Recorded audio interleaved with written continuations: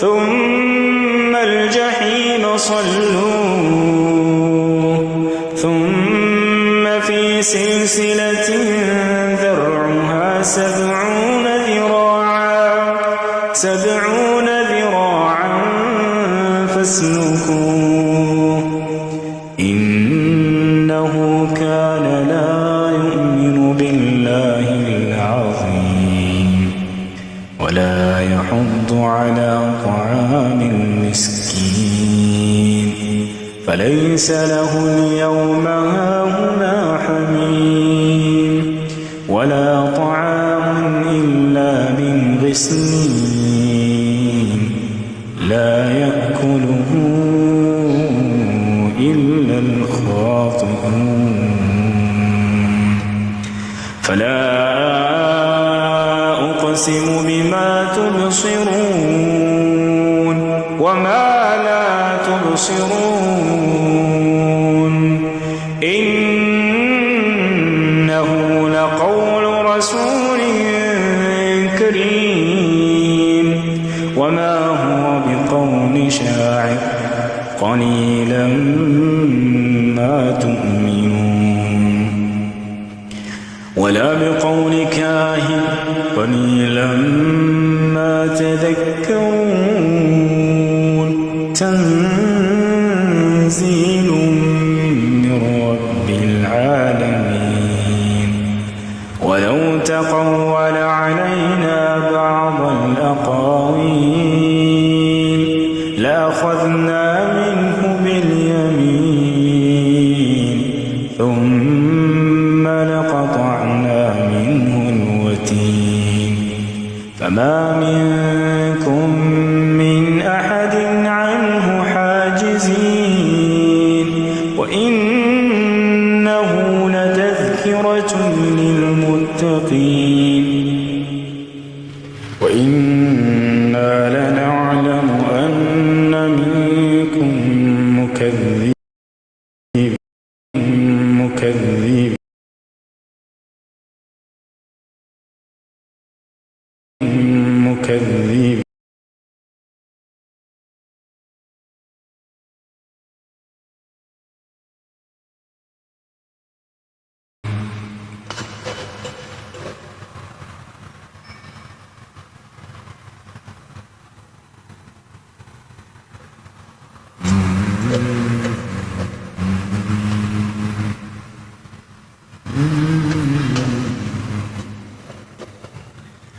ولقد خلقنا الإنسان ونعلم ما توسوس به نفسه ونحن أقرب إليه من حبل الوريد إذ يتلقى المتلقيان عن اليمين وعن الشمال قعيد ما يلفظ من قول إلا لديه رقيب عتيد وجاءت سكرة الموت بالحق ذلك ما كنت منه تحيد ونفخ في الصور ذلك يوم الوعيد وجاءت كل نفس معها سائق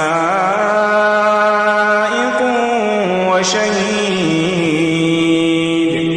لقد كنت في غفلة من هذا فكشفنا عنك غطاءك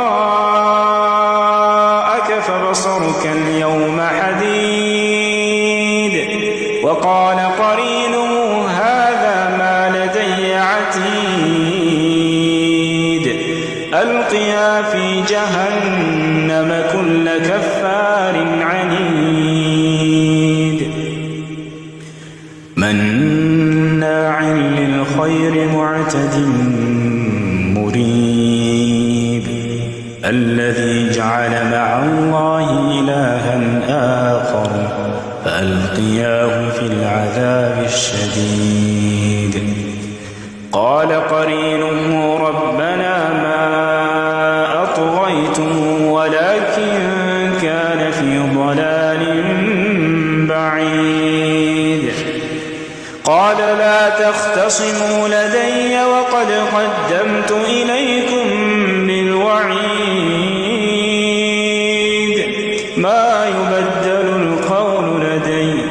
ما يبدل القول لدي وما أنا بظلام للعبيد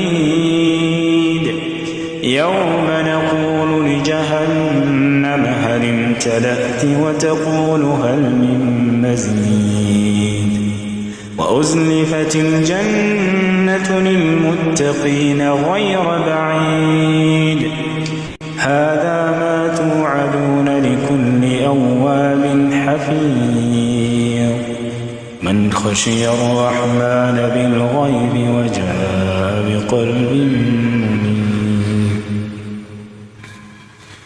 ادخلوها بسلام ذلك يوم الخلود لهم ما يشاءون فيها ولدينا مزيد لهم ما يشاءون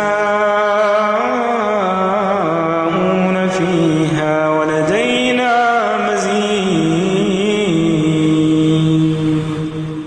لهم ما يشاءون فيها ولدينا مزيد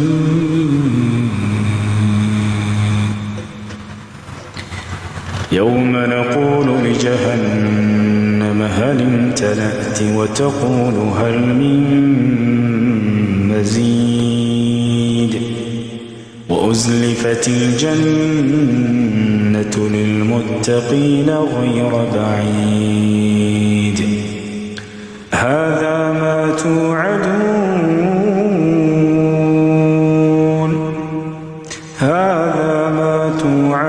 لكل أواب حفيظ من خشي الرحمن بالغيب وجاء بقلب منيب ادخلوها بسلام ذلك يوم الخلود لهم ما يشاءون فيها ولدينا مزيد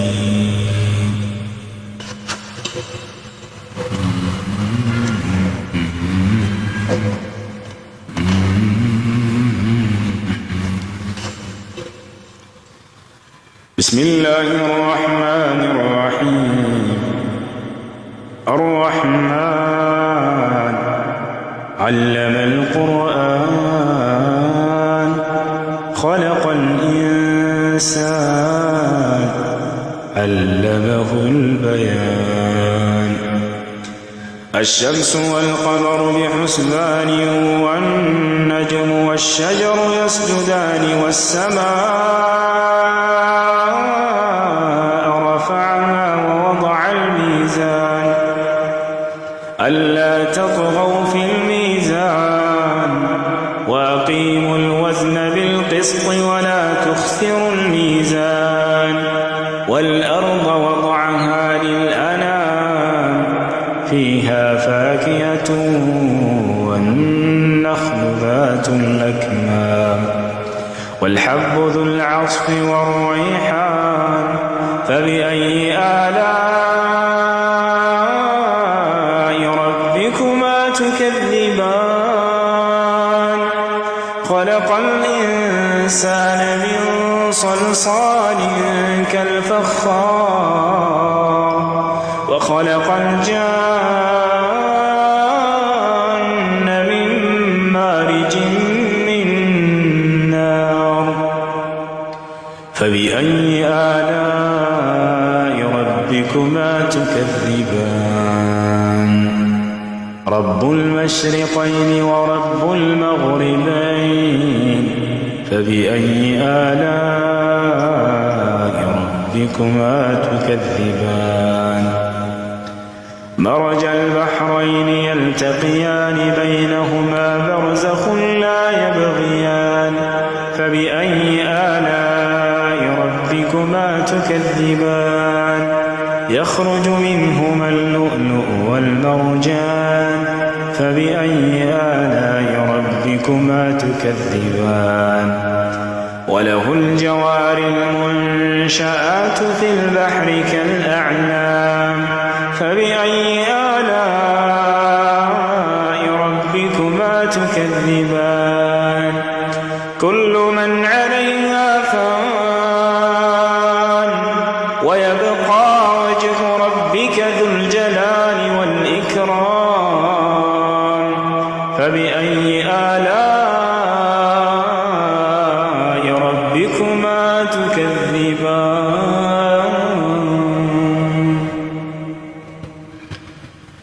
سنفرغ لكم أيها الثقلان فبأي آلاء ربكما تكذبان يسأله من في السماوات والأرض كل يوم هو في شأن فبأي آلاء ربكما تكذبان سنفرغ لكم أيها الثقلان فبأي آلاء ربكما تكذبان يرسل عليكما شواظ من نار ونحاس فلا تنتصران فبأي آلاء ربكما تكذبان فإذا انشقت السماء فكانت وردة كالدهان فبأي آلاء ربكما تكذبان فيومئذ لا يسأل عن ذنبه إنس ولا جان فبأي آلاء ربكما تكذبان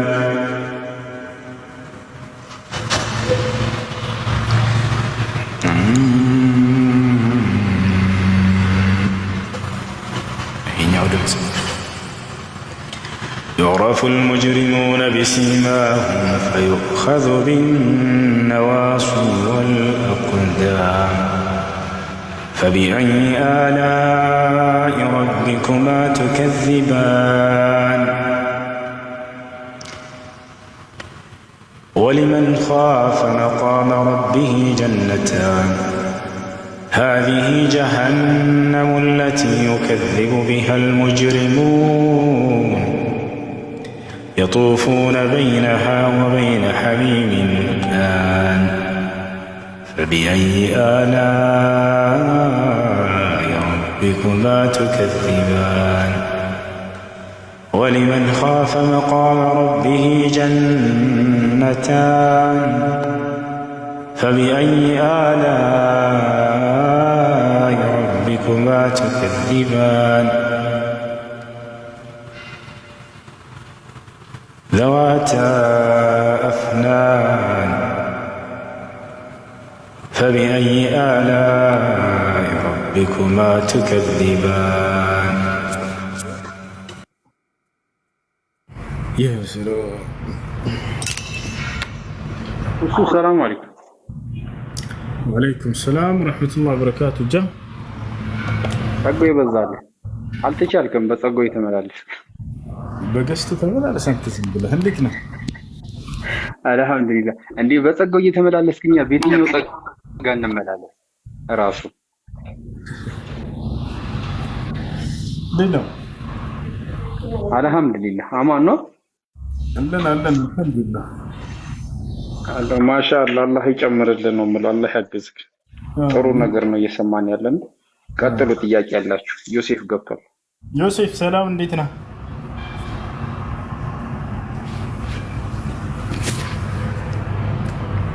ዮሴፍ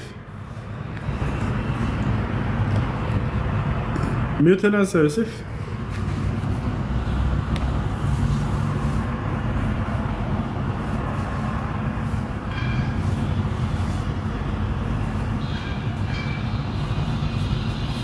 ሄሎ። እሺ ሌሎች ጥያቄ ካለሽ ቀጥል። ዮሴፍ አለ? ሄሎ። አቤት። ይሰማል? አባት ይሰማል። ሰላም ነው?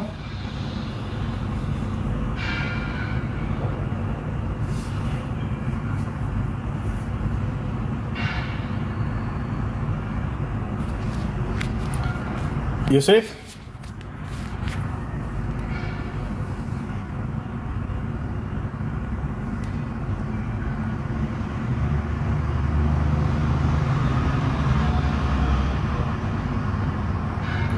እሺ ሌላ ጥያቄ ያላችሁ ካለ ጠይቅ።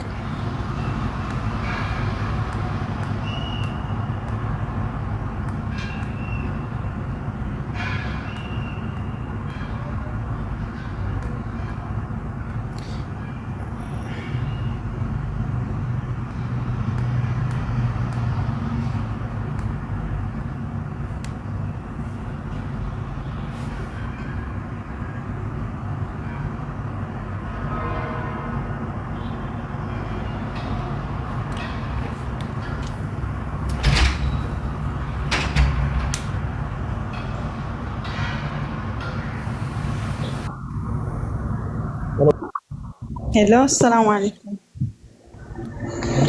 ሰላም አለይኩም። ወአለይኩም ሰላም። ሰላም ነው። ደህና አልሐምዱሊላህ። ሰላም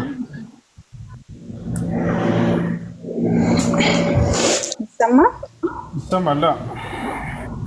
እሺ እሱ ጥያቄ ለመጠየቅ ነበረ። እሺ ከተሰማ ሐዋላ በሐዋላ ዙሪያ ነው። ሐዋላ እንልካለን ሁሱ እንልክና ምናልባት ከጊዜ ባለመመቻቸት አንፃር እኛም ስራ ስለሆን ወር እንደዚህ እየቆዩ ይወስዳሉ። ያው የሚወስዱት መሰለን ዛሬ ከላኩ ከ35 ከሆነ ዛሬ በላኩበት ነው የዛሬው ወር ቢወስዱ የሚወስዱት ማለት ነው። ነገር ግን ይሄ እጅ በእጅ ካልተሰጠ ሪባ ይሆናል ምናምን ነገር ከትላንት ወር የሆነ ወንድሜ ሳዘው እጅ በእጅ መስጠት አለብሽ ካልሆነ ሪባ ነገር ይሆናል። እንደ ባዘዝኩበት ሰዓት እኮ ነው የምሰጠው ቢቆይም ዛሬ ባለው ነው የዛሬው ወርም ብሰጠው ስለው ላላ መሆን የለበትም እያለኝ ነበርና እስኪ ይሄ እንዴት ነው እሱ ነገር ሐዋላ መስፈርቶች አሉት። እዛ መስፈርት አንደኛው ምንድነው? ተጣጣው የሚል ነው። እጅ በእጅ መሰጣጠት መቀባበል የሚለው ነው። አንቺ ድራሙን ስትሰጪው ጊዜ ወይንም ሪያሉን ስትሰጪው ያ ሰውዬ ከአንቺ ገንዘቡን ተቀብሎ ሳይወስድ በፊት ለአንቺ መድረስ ያለበት ቦታ አድርሶ ይሄንን ማረጋገጥ አለበት። ከዛ በኋላ ነው። ካልሆነ ሰዎች ይጭበረበራሉ። ዛሬ ላይ ብዙ ሰዎች እያለቀሱ ያለ ገንዘቤን አከለ ሰረቅ በላብኝ ነው እልክልሻለሁ ብሎ ይወስድባታል። ከዚያ በኋላ ገንዘብ ይጠራቀምባታል። በዚያው ይክዷቸዋል። ይሄ ነገር እንዳይሆን ነው አንደኛው መስፈርት እሱ ነው። ሁለተኛው መስፈርት ምንድን ነው? ሰውየው የሚሰራው ሰው አለማጭበርበር አለበት። ምንም ማጭበርበር አይፈቀድለትም ማለት ገንዘባቸውን ለምሳሌ የሆነ አያውቁም የሚልና የሆኑ ሰዎችን በትንሽ ዋጋ ይልክላቸዋል። ሌሎች ደግሞ በስራው ላይ የሚታወቁትና የቆዩትን አያጭበረብሯቸውም ስለሚያውቁበት። እንደዚህ መሆን የለበትም። አያውቁም ብሎ የሆኑ ሰዎች የተወሰኑ ሰዎችን እየቀነሰ ሌሎች እየጨመረ መላኩ ይሄ ፍትህ አይደለም። እኩል በሆነ መላክ አለበት። እሺ ሰላም አለይኩም። ሆስቶ ሁለት ጥያቄዎች አሉኝ። አንደኛው ጥያቄ ስለ ክሬዲት ካርድ ነው። እንዴት ነው በእስልምና ይቻላል ክሬዲት ካርድ መጠቀም? ምንድን ነው እሱ? ክሬዲት ካርድ ማስተር ገንዘቡን የምታገኙት ገንዘብ የምታገኝበት መንገድ ነው። አሁን ባንኮች ይሰጡሃል እንደ እንትን ነገር እንደ ክሬዲት ነገር ያን ገንዘብ ትጠቀምና በኋላ አንተ በወሩ ትመልስላቸዋለህ። ግን እዛ ላይ ደግሞ አንዳንድ ኮንትራቶች አሉ የምትሞላቸው እና ጊዜው ካለፈ ኢንተረስት ያስብብሃል የሚባል ነገር አለ። ወለድ ነው የሚሰጠው? በወለድ ነው የሚሰጠው ገንዘቡ አይደለም። በቃ ለሴ $3000 የሚሰጡ ከሆነ $3000 ሊሚት ይሰጡህና ያን $3000 ትጠቀምበትና በወሩ መክፈል አለበት። ካልከፈልክ ግን ካለፈ ወለድ ይወልዳል ማለት ነው። አዎ የተወሰነ ትከፍላለህ። ያ አይቻልም። እና እዛ ነገር ውል ላይ ትፈርማለህ እንደዛ ወለድ ከዛ በኋላ ወለዱ የሚቆጥር ከሆነ አይቻልም። ያንኑ ያበደሩህን ገንዘብ ብቻ የምትመልስ ከሆነ ፈለገ ይረዝመም ይሄ ችግር የለውም። ነብያችን ሰለላሁ ዐለይሂ ወሰለም የከለከሉት ኩሉ ቀርድን ጀረ ነፍዐን ፈሁወ ሪባ በሚል ሐዲስ ነው። እሱም ማንኛውም ትርፍን ያስገኘ የብድር አይነት ሁሉ ወለድ ነው ብሏል።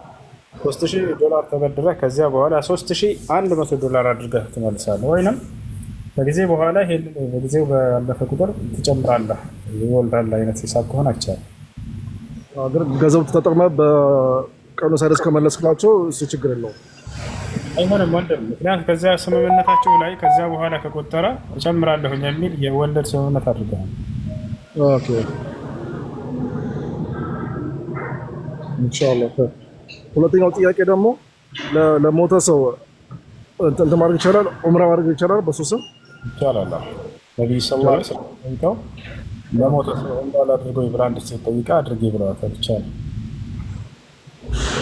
ባረከላሁ ፊክ። እናመሰግናለን።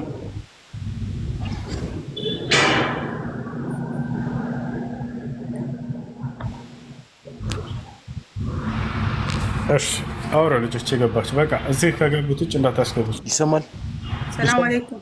ይሰማል? እንዴት ነህ? ይሰማል? ይሰማል? እሱ አቤት። ይሰማል? አዎ ይሰማል። ይሰማል።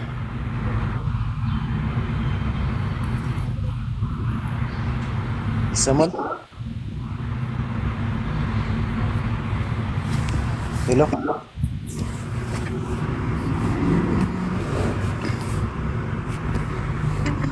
ይሰማል?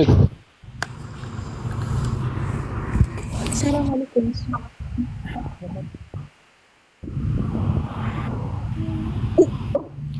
ወአለይኩም ሰላም።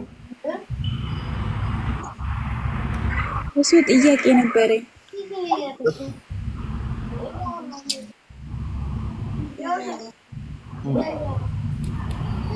ብዙ አቤት። እየሰማህ ነው?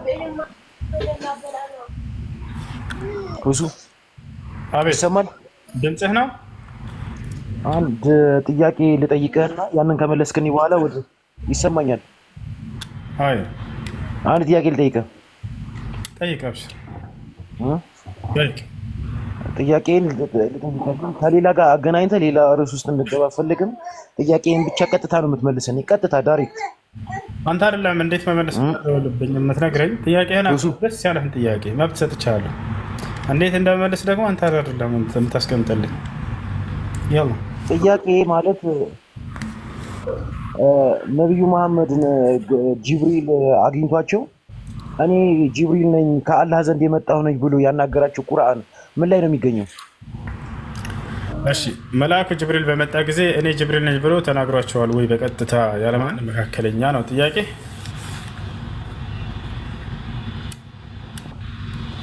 አዎ ሱራ ኢቅራ ላይ ተፍሲር ጠበሪ በተቀመጠ ሐዲስ ላይ እዛ ላይ ታገኘዋለህ። ቀጥታ ቃል በቃል እኔ ጅብሪል ነኝ አንተ ደግሞ ሙሐመድ የአላህ መልእክተኛ ነህ ብሎ ቀጥታ የተናገረበት የመጀመሪያው ምዕራፍ ሐዲስ አይደል? ቁርአን ላይ ነው ያልኩት። ሐዲስ ላይ ነው፣ ሐዲስ ላይ ነው፣ ቁርአን ላይ ጅብሪል ያለበትን ቦታ ብለህ ነው አይደል ጠየቀው? ሙስሊሞችን መጣ ጠይቀሃል አይደል? እንዴት መመለስ እንዳለብኝ ያን ምን አውቀው። እኔ ከአላህ ዘንድ የተላኩኝ ባሪያ የአላህ አገልጋይ ነኝ፣ ለአንተ አላህ ነብይ አድርጎ መርጦሃል፣ የዓለም ነብያት ነህ ብሎ የተናገረው ቃል በቃል ቁርአን ላይ ነው ጠየቅኩ። ጥያቄ እሺ ታረል አሁን ጥያቄው ወላሂ ቀይረው። እኔ ከዓለም የተላኩኝ ለማንኛውም የሁል ጊዜ ክርስቲያኖች ጥያቄ ነው። እሱ ምንድን ነው? አላህ ስብሐነሁ ወተዓላ ማን ነው መልአኩ ጅብሪል ዓለይሂ ሰላም እኔ ጅብሪል ነኝ ብሎ ሙሐመድን በቀጥታ አናግሮታል ወይ? አንተ ከአላህ ዘንድ የተመረጥክ መልእክተኛ ነህ ብሎታል ወይ? አዎ ብሎታል። አሁን ላሳያችሁ እና ላሳይ። ክርስቲያኖች በደንብ ተከታተሉ እሺ። ሁሌ ይሄን ጥያቄ ጠይቁ ይሏቸዋል አይደል? እና እዚህ ጋር ታገኛላችሁ።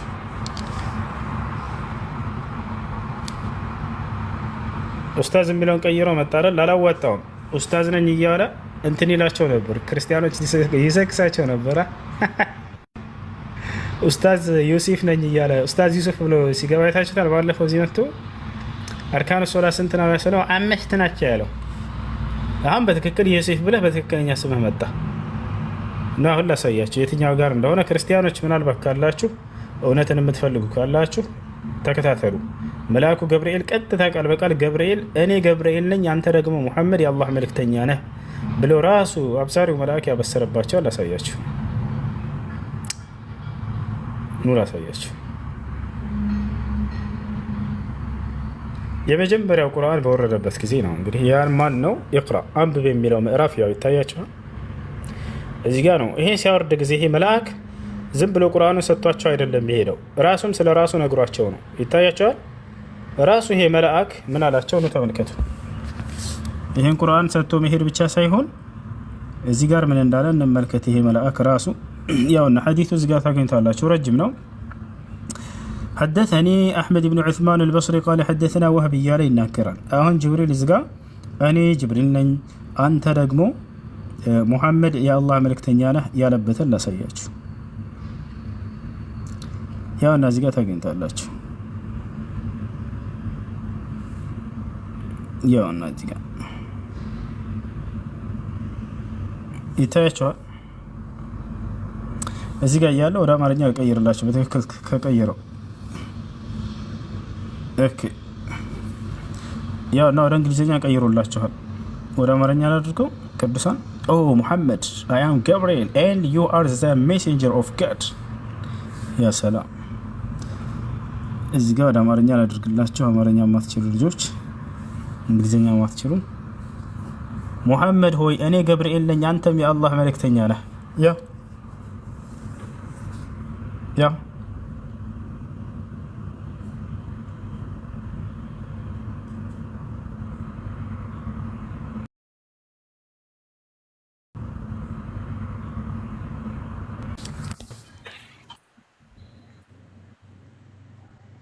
السلام عليكم.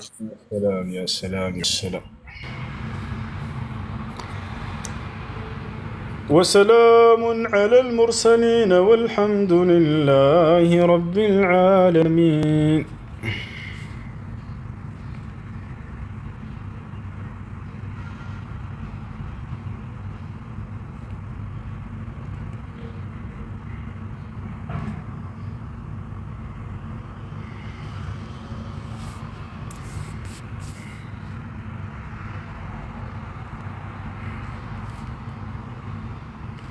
يا جماعة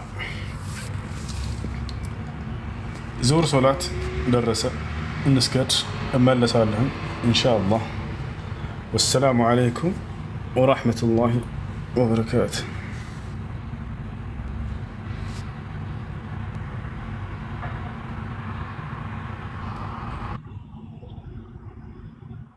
أشي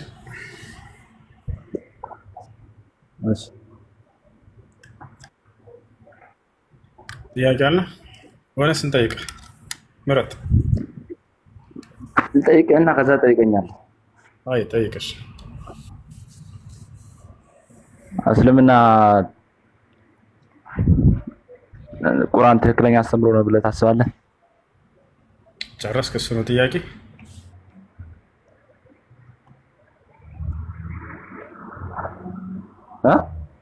ጨረስክ ወይ? እሱ ነው ወይ ጥያቄ? እሱን ጠይቅ መልሼ። አይሰማም ምን የምለው? ተሰምተኛል። እሱ ነው ጥያቄ? ጨርሰሃል ወይ? ከጨረስክ እኔ መልሼልህ ወደ አንተን ጥያቄ ወደ አንተ ስለማዘው ጨረስክ? እሱ ነው ጥያቄ?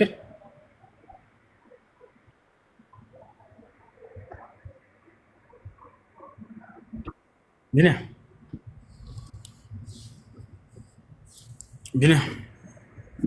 ችግር የለም። እስለማንኛውም እስልምና ላይ እንትን ይፈቀዳል። ምን አንድን ሴት በቃ ሴተኛ አድርገህ ገዝተህ እንትን ማድረግ ትችላለህ፣ ይፈቀዳል በእስልምና።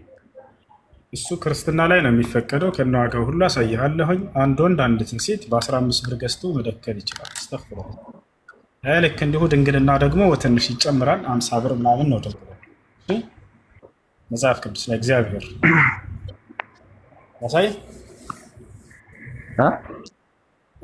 ክርስትና ላይ አለ። አንድ ሰው ሴት ልጅን ሄዶ በ15 ብር ገዝቶ መገናኘት ይችላል። ድንግል ከሆነች ደግሞ ጨመር ያደርጋል ለ50 ብር ያሳይ።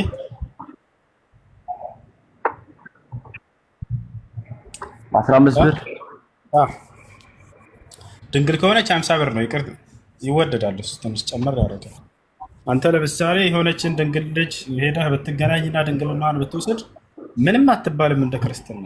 ሄደህ እኛ ላይ ነው እንደዛ የሚለው። አዎ ሄደህ ለአባቱ 50 ብር ስጠት አድርገህ አዎ ጭራሽ እሷን ጠቅልለህ ትወስዳለህ። በዛ ላሳይ እኮ ከእንትን ላይ ከአዲስ ኪዳን ላይ ታወጣልኝ ትችላለህ። ብሎ አዲስ ኪዳን ያምላክ ብሎ ኪዳን ያምላክ አለው አይደለም? እኔ ማስረጃ ልሰጥህ እችላለሁ። እስልምና ላይ እንደዚህ እንደሚፈቀድ ማለት ብሉይ ኪዳን የአምላክ ቃል ነው አይደለም? እስልምና ላይ ብሉይ ኪዳን የአምላክ ቃል ነው አይደለም? ቁርአኑን እንደሚፈቅድ ማስረጃ ልሰጥህ እችላለሁ። ወደ እሱ እንመጣለን፣ ወላሂ እንመጣለን። ይሄ ጨርስሽ። ብሉይ ኪዳን የአምላክ ቃል ነው አይደለም?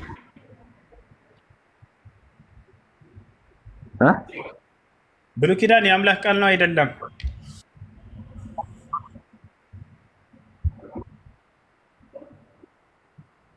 ብናን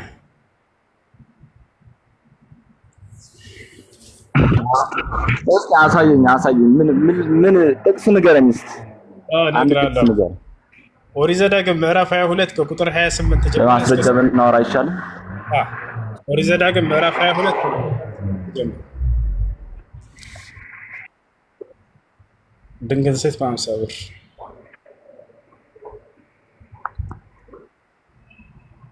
አስባችሁታል?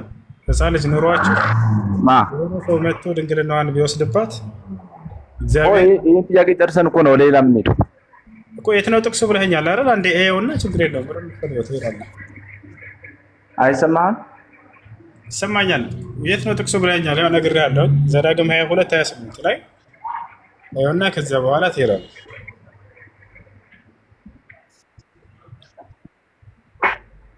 እኮ አሁን አልመለስክልኝም እኮ።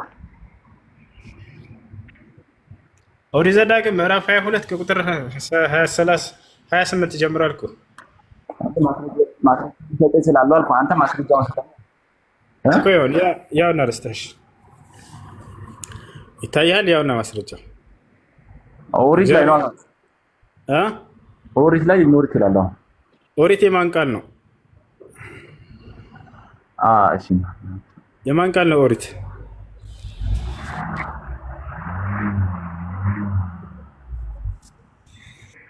አምላክህ በሆነ ጊዜ ላይ የተሳሳተ ሕግ ደንግጎ ነበር ማለት ነው።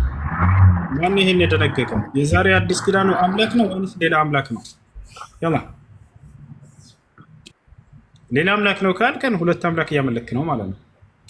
አይ ራሱ የዛሬው አምላክ ነው ካልከን፣ ስለዚህ የዛን ይሄን የደነገገው ራሱ ነው ማለት ነው። ሁለቱንም ብትመልስ ክፉ ነው የሚሆንብህ።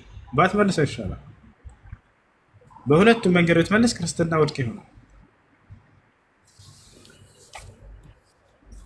እዚህ ከላይ መጀመሪያ እኮ ከላይ ጀምሬው ነው ማንበብ አለብኝ። እስኪ ከመጀመሪያው አሳይ። ምክንያቱም አዲስ ነገር የለውም። ከላይ ስለሌላ ርዕስ ነው የሚያወራው። ከላይ ምክንያቱ ለምን እንደሆነ መናገር አለ። እሺ ከላይ ያለው ጋር ምንም አይገናኝም እያልኩ ነው። ምን ስለሌላ ርዕስ ነው ከላይ የሚያወራው እኮ። እሺ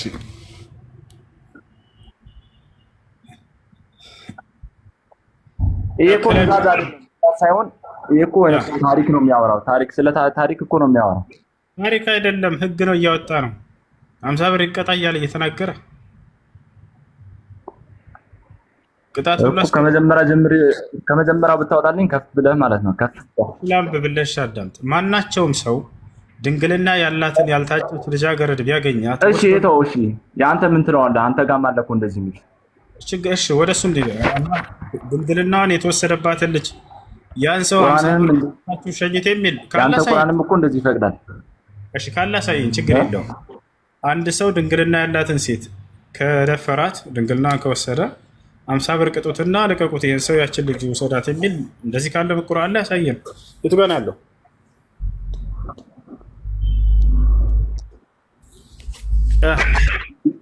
ድንግልና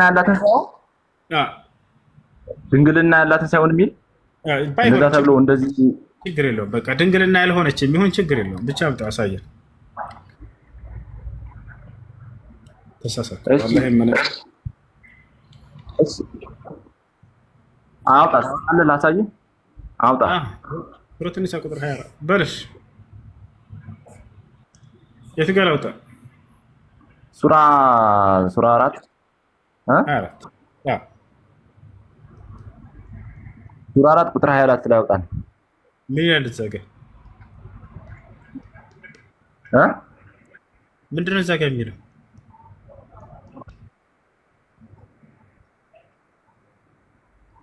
እዛ ላይ ጥያቄ ምንድን ነው? እኔ ነው ያለ ጋብቻ ያለ ኒካህ ሰውየው ሚስት ሴት ልጅን መገናኘት እንደሚችል ነው ወይስ ምንድን ነው ጥያቄ? ዝሙት ይፈቅዳል ነው አይደል የሚሏቸው እዛ ላይ ገና አንቀጹ ሲጀምር ዝሙትን እያስጠነቀቀ የሚጀምር አንቀጽ እኮ ነው እንደሚችል ማለት ነው። ጥያቄ እኮ ነው፣ ግልጽና ግልጽ ነው።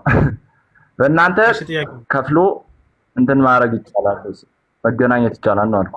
ሴተኛ አዳሪ እንደ ሴተኛ አዳሪ ማለት ነው። ሴተኛ አይደል? እንደሱ አይደለም። እንደሱ ሳይሆን የሚናገር ለሶስት ቀን እንትን በሏቸውና ከዛ በኋላ ክፈሏቸው ይላል። እንደዚህ አይነት ብር ክፈሏቸው ይላል። ሱራ 4 ቁጥር 24 ላይ አለ። ጉር ተመልከቱ። ዛሬ ማለት ነገር ነው። ለሶስት ቀን እንትን ክፈሏቸው ይላል። እሺ አንብብ፣ ችግር የለም። እኔ ሁለት ስልክ ስለሌለኝ አወጣልህ ነበር። እሺ ስልክ ይዘሃል ወይስ ስለላውጣለህ? እያነበብኩ ልንገርህ፣ ግን ሁለት ስልክ የለኝም። እሺ ችግር የለውም። ለሶስት ቀን እንትን በሏቸውና ከዛ በኋላ ክፈሏቸው። አይ አንብብ እስኪ። ቆይ ላውጣና ላንብብ። አይሽ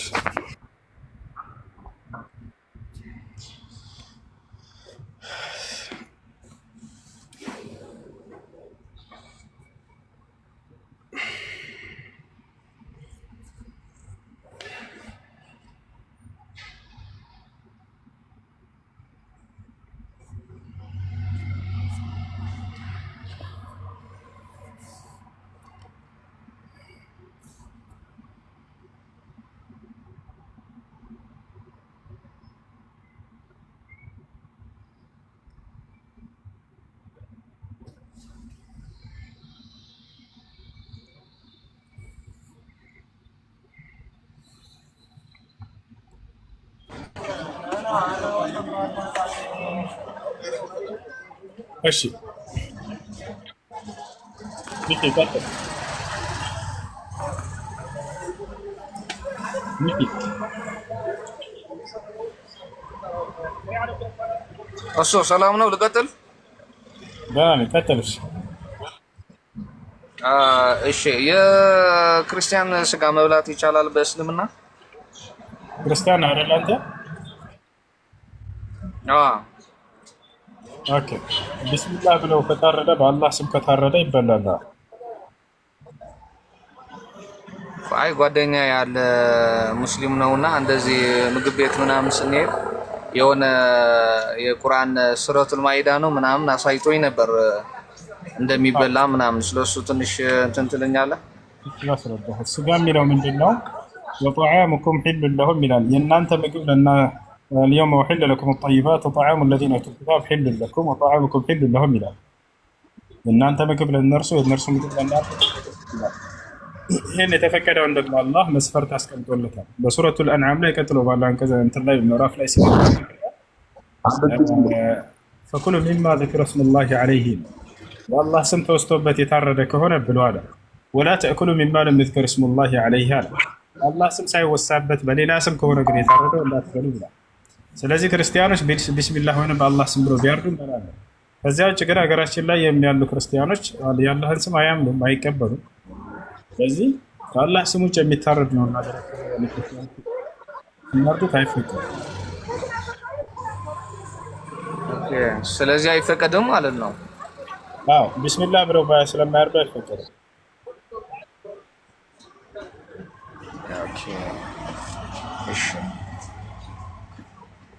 እሺ ቢኒያም። አቤት።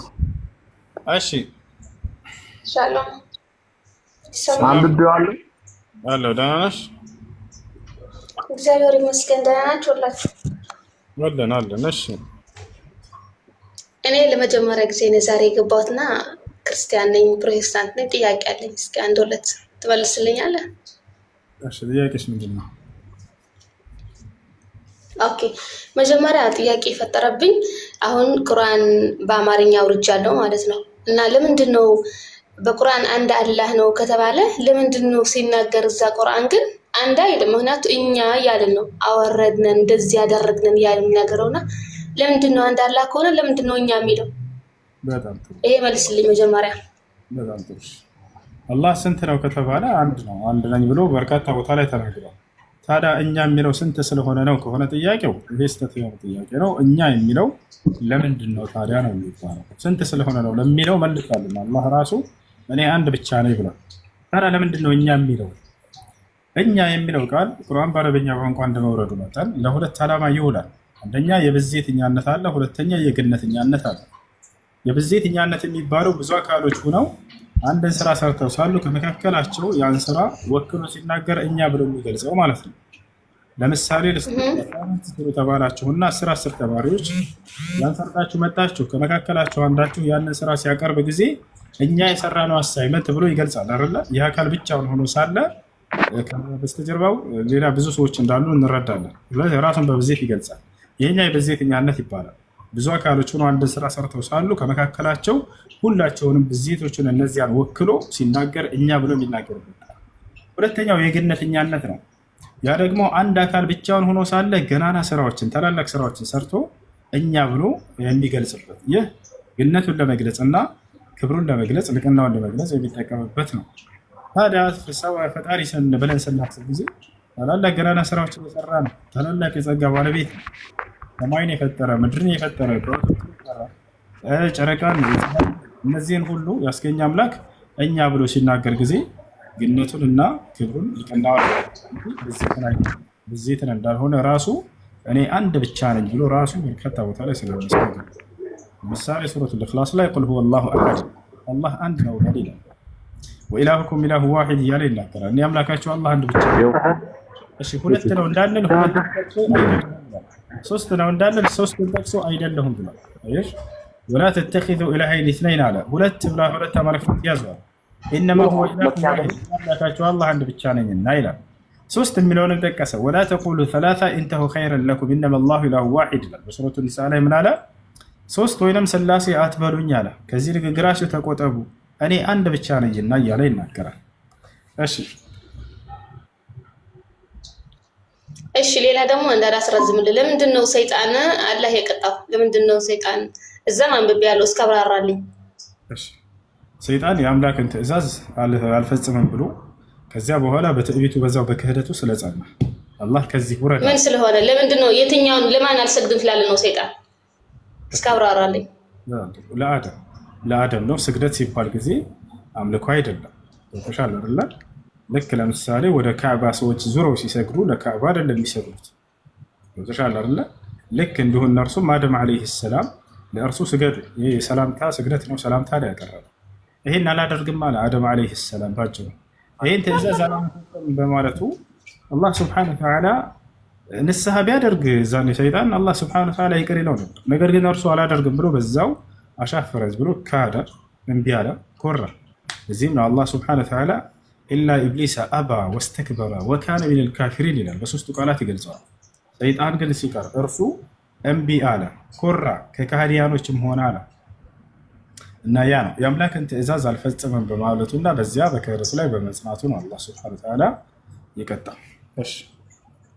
እሺ ስግደት የሚገባው ለአላህ ብቻ አይደለም እንዴ? ለምንድን ነው የጸጋ ስግደት ለአዳም ስገድ ያለው? እኔ እሱ በጣም ነገር አይገባኝ። ምክንያቱም አሁን በሙስሊሞች የጸጋ የሚባል የለም የምንም የለም፣ ለአንድ አላህ ብቻ ነው የሚሰገደው። እዛ ደግሞ ለአዳም ስላልሰገደ አላህ ቀጣው ይላል። የጸጋ ስግደት አላልኩም። ምን ያህል የጸጋ ስግደት ሊባል የለም። የጸጋ ስግደት የሚደረገው ለአላህ ብቻ ነው። አየሽ፣ ሱጁደ ሹክር ይባላል በእኛ የምስጋና ወይንም የጸጋ ስግደት ይባላል። ይህ የሚደረገው ራሱ ለአላህ ነው። አላህ አንድን ጸጋ በሰጠሽ ጊዜ እርሱን አስመልክቶ ለማመስገን የምታደርገው ሱጁደ ሹክር ይባላል። ለማን ነው ይሄ የሚደረገው? ለአላህ ብቻ ነው። ገብቶሻል? ማንኛውም ስግደት ለአላህ ነው። እዚህ ቦታ ላይ ታዲያ ለአደም የተባለው ምንድን ነው የሚለው ላብራራላችሁ። ሙፈሲሮች ሲናገሩ ሱጁድ ተሕያ ብለው ተናገሩ። ሱጁድ ተሕያ የሰላምታ ስግደት፣ ሰላምታ ነው የተቀረበለት እንጂ ሌላ አይደለም። ነቢያችን ሰለላሁ ዐለይሂ ወሰለም ሐዲስ ላይ ሲገልጹ ይሄን ምን እንደሆነ በአደምና በአላህ በመላእክቶች መካከል ምን ተብለዋል? መጀመሪያ መላእክቶች ፈኢዛ ሰወይቱሁ ወነፈኽቱ ፊሂ ሚን ሩሒ ፈቀዑ ለሁ ሳጅዲን ተብለዋል። አደምንም ፍጥረቱን አስተካክዬ በጨረስኩ ጊዜና ነፍስንም በዘራሁበት ጊዜ ለእርሱ ስገዱለት ተብሎ ታዘዋል። ስገዱለት። ልብ በሉ ነቢያችን ሰለላሁ ዐለይሂ ወሰለም ሐዲስ ላይ እንዴት እንደነበር የሆነውን ነገር ገለጹልን። ነቢያችን ሰለላሁ ዐለይሂ ወሰለም ምን አሉ? لما خلق الله آدم قال له يا آدم اذهب إلى هؤلاء الملائكة فسلم عليهم وسيردون لك وهذه تحيتك وتحية ذريتك إلى أن تقوم الساعة. الله آدم بفترهم جزيان وكزيا بهارا نبي صلى الله عليه وسلم يهونون سينقر سجود አደረጉ ሲባል እንደው እኛ እንደምናስበው ሂዶ መሬት ላይ መነጠፍ መስገድ ነው። እንደዛ አይደለም። ይታቻል አላህ አደምን በፈጠረው ጊዜ አለው ነብዩ ሰለላሁ ዐለይሂ ወሰለም። ከዚያም እንዲህ አለው አደም ሆይ ሂድና ወደ እነዚያ መላእክቶች ሰላምታን አቅርብ አለው። ይሄንንም ሰላምታ በምታቀርብ ጊዜ የሚመልሱልህን ትሰማለህ አለው። አያችሁ አይደል? ከዚያም فذهب آدم ሄደ وقال السلام عليكم አላቸው። السلام عليكم አላቸው።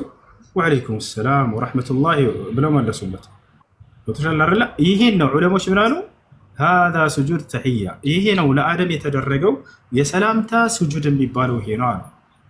በማክበር ያንን ሰላምታ ማቅረብንና ሰላምታን መመለሳቸውን ለመግለጽ እንጂ ሂዶ እንደኛም እንደምናስበው ليس كما يسجد بنو آدم السجود على الأرض የአደም ልጆች እንደሚሰግዱት መሬት ላይ ሂዶ መነጠፍና መስገድ አይደለም።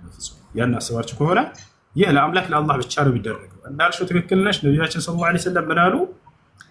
ሙዓዝ ማን ነው ኢብኑ ጀበል የሚባለው ሱሐባ መጥቶ ሊሰግድላቸው ሲል ነቢያችን ሰለላሁ ዐለይሂ ወሰለም ኢነሁ ላ ዩርከዑ ኢላ ሊላህ አሉት። ለአንድ ለአላህ እንጂ ለሌላ ለማንም ማጎብደድ አይቻልም፣ ለእኔም እንዳትሰግድ እንዳታጎነብስ ብለው ከልክለውታል። ለአንዱ ለአላህ ብቻ እንጂ ብለው ተናገሩ። ስለዚህ ስጁድ ተሕያ የሰላምታ ስግደት ነው። ሰው ሰላም ስንለው ጊዜ እንደዚህ ብለን ሰላምታ የምናቀርብለት አለ አይደለ? ያን ነው እንጂ አደም ዐለይሂ ሰላም የተደረገለት ሄዶ መሬት ላይ እንደ መስገድ የሰው ልጆች እንደሚሰግዱት ምናምን አይደለም። እሺ መጨረሻ ጠይቄ እንትን እንዳለው ሰዓት እንደጨረሽብህ መጨረሻ አንድ ጠይቄ አለውና እንትን ጨርሻለሁ። ሌላ ደግሞ ሱራ መርየም እንግዲህ ስለ ድንግል ማርያም ይናገራል እንዴት እንደወለደችው ማለት ነው። እና እዛ አሁን አላህ አልወለደም አልተወለደም ነው የሚለው አይደል? ግን እዛ ምን ይላል? ሱራ መርየም 19 ቁጥር 33 ሰላምም በእኔ ላይ ነው በተወለድኩበት ቀን በሞትበት ቀን ሕያው ሁኜ በመቀሰቀስበት ቀን። ታዲያ ኢየሱስ ክርስቶስ እኮ በሙስሊም እንደተማርኩት እኔ አልሞተም ነው አይደል? አልተሰቀለም፣ ከድንግል ማርያም ተወለደ። እንዲያምን እዛ በጣም ይገርመኝ አላህ ለገብርኤል ሲልከው ነፋባት ይላል። ወዲያው ነው የተረገዘ፣ ወዲያው ነው የተወለደ። እና ኢየሱስ ክርስቶስ ሲናገሯት ለሷ ለማርያም ሲናገሯት ወደ ኢየሱስ ጠቀሰችና እሱ ተናገረ ይላል። ኦኬ ግን ሰላም በእኔ ላይ ነው በተወለድኩበት ቀን በሞትበት ቀን ሕያው ሁኜም በመቀሰቀስበት ቀን። ታዲያ ለምንድን ነው ኢየሱስ ክርስቶስ በሞትበት ቀን ያለ? በቁርአን እኮ ኢየሱስ ክርስቶስ አልሞተም ነው አልተሰቀለም ነው፣ መጣ ሄደ ነው። ይህ የሚያወራው ወደፊት መጥቶ የሚሞትበትና የሚቀሰቀስበት ቀን ነው። እኛ ኢየሱስ ክርስቶስ አልሞተም ብለን እናምናለን ወይ? አዎ።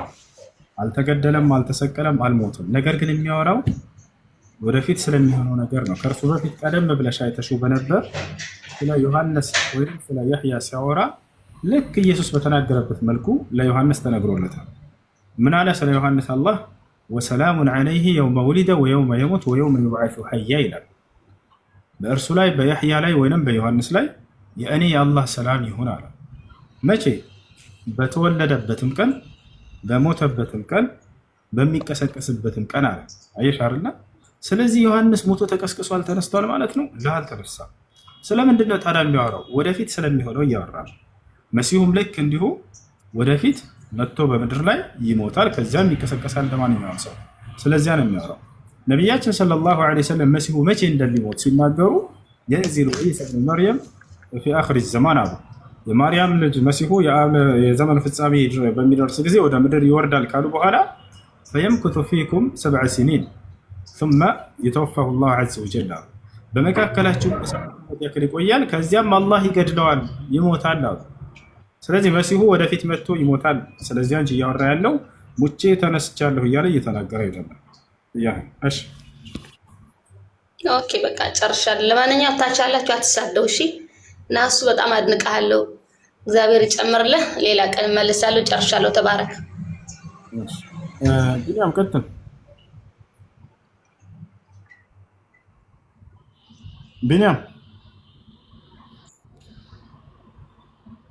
ቢኒያም ይሰማል? አሎ ይሰማል ይሰማል። እሺ መቀጠል ትችላለህ። አቤት አይሰማም? ይሰማል እኮ አልጨረስም ነበረ። እንደዛ አንብቤዋለሁ። እንደዛ ይፈቀድላቸዋል ይላል። እሺ ከፈለክ አውጣና አንብበው ብዬ ነበር። አንድ ሴት ልጅን ሰውየው ገዝቶ ለሶስት ቀን ያክል ተጠቅሞ ከዚያ በኋላ እንትን ማለት ይችላል ነው ያልከን አይደለ? እንደዛ ይላል አንቀጹ ላይ። እሱ ደግሞ ሐዲስ ላይ ነው አለው። እሱ ሐዲስ ላይ ነው።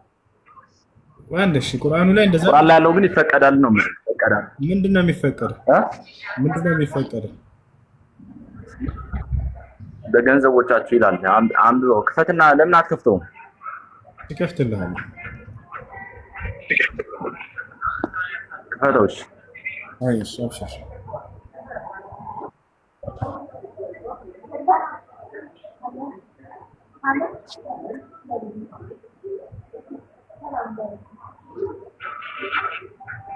እናንተ ይኸውልህ ሚዩት አድርገው። እሺ ሙዚቃ እንዳመሰል ካንተ ጋር አንዴ ሚዩት አድርገው እና ተከታተል። እሺ ያውና ይታያል። ቢኒያም አለ ሚዩትን አንሳ። አለ። አዎ ያውና ምን ይላል? ከሴቶችም በባል ጥብቆቹ እጆቻቸው ምርኮ የያዟቸው ሲቀሩ በእናንተ ላይ እርም ናቸው አለ። ይህን አላህ በእናንተ ላይ ጻፈ። ከዚያችሁም ከተከለከሉት ጥብቆች ሆናችሁ ዝምተኞች ሳትሆኑ አለ። ልብ በል እዚህ ጋር ከዚህ ጀምረህ ነው የምታነበው። እናንተ ምን አድርገውልሃል መሰለህ? ጥብቆች እባክህ አንዴ አዳምጠኝ፣ ልጨርስ። አንዴ አዳምጠኝ። እሺ ሜት አድርገውና አዳምጥ፣ ትጠቀማለህ። አብሽር። አሁን ምን ይሰጠዋል መሰለህ? ክርስቲያኖች ምን ያደርጋሉ? ሰባኪዎች ልጆቻቸውን ከዚች ጀምረ ያነቡላቸዋል። በገንዘቦቻችሁ የሚለው ስርዓተ ነጥብ የሚባል ነገር አይታወቅም። ከዚችሁም የሚለው ከዚህ ነው የሚጀምረው። ይታያቸዋል አይደለ? በገንዘቦቻችሁ ከምትለው የጀምሩና ልትፈልጉ ለእናንተ ተፈቀደ። አለቀች በቃ ያች ዝጋ። ምን ሳትሆኑ ዝሙተኞች ሳትሆኑ ይላል። ዝሙተኞች ሳትሆኑ ማለት ነው ስለ ማግባት ነው የሚያወራው፣ ስለ ጋብቻ ነው የሚያወራው። ዝሙተኞች ሳትሆኑ እያለ ዝሙትን እየከለከለ በገንዘብ መፈለግ ይፈቀዳል፣ ስለዚህ ሴተኛ ዳሪ ማለት ነው ይላሉ። ተመልከቱ፣ ሴተኛ ዳሪ ብለህ ዝሙትን ከለከለ። እዚህ ጋር ይታያል። ቢኒያም ዝሙተኞች ሳትሆኑ አለ። ሴተኛ ዳሪ ሲያልከው ምንድን ነው? ዝሙት ነው እሱ አይደለ? ያ በፍጹም ስለዚህ ዝሙተኞች ሳትሆኑ ይላል አይደለ? ይላል። በጣም ጥሩ። ሴተኛ ዳሪዎች ምንድን ናቸው? ዝሙተኞች ናቸው አይደሉም? ነው በትዳር ነው የሚገናኝ ሰው እኮ እዚህ ጋር ገንዘቡ ለምን አመጣው ነው? አዎ ምንድን ነው የሚለው? አሁን ላስረዳህ። ጥሩ መጣ። በቀጣዩ ላይ ታገኘዋለህ። ገንዘቡ ምንድን ነው ከተባለ መህር ወይንም ጥሎሽ የሚባል ነገር አለ አይደለ? አንድ ሰው ሴት ልጅን ሲያገባ ጊዜ የሚሰጣት ጥሎሽ፣ ስለዚያ ነው የሚያወራው። የቱ ጋር ነው እንደሱ የሚለው ካልክ፣ ያው እዚሁ ጋር የትም ሳትሄድ ተፈቀደ ካለ በኋላ ከእነርሱም በእርሱ በመገናኘት የተጠቀማችሁባቸውን ሴቶች መህሮቻቸውን ግዴታ ሲሆን ስጧቸው ይላል። ያው ስለ መህር ነው የሚያወራው፣ ስለ ጥሎሽ ነው። አንድ ሰው ሲያገባ ጊዜ ቅድመ ጋብቻ ላይ የሚሰጠው ጥሎሽ ያንን ነው ገንዘብ እያለ የሚናገረው። አገኘ? እሺ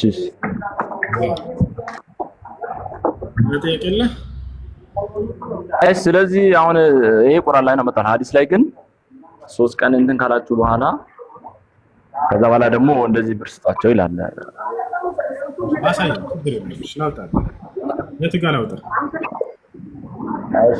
ሳሂህ ሙስሊም 1403 ላይ እና 1403 ሌላ ደግሞ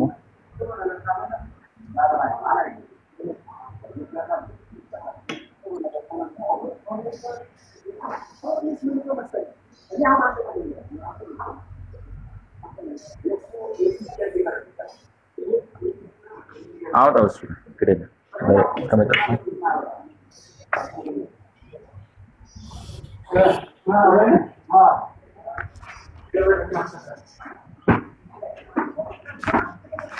እሺ ይሄን ቢነስ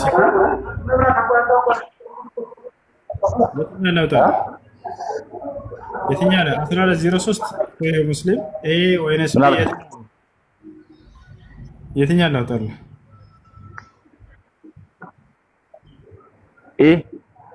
ላይ ላውጣልህ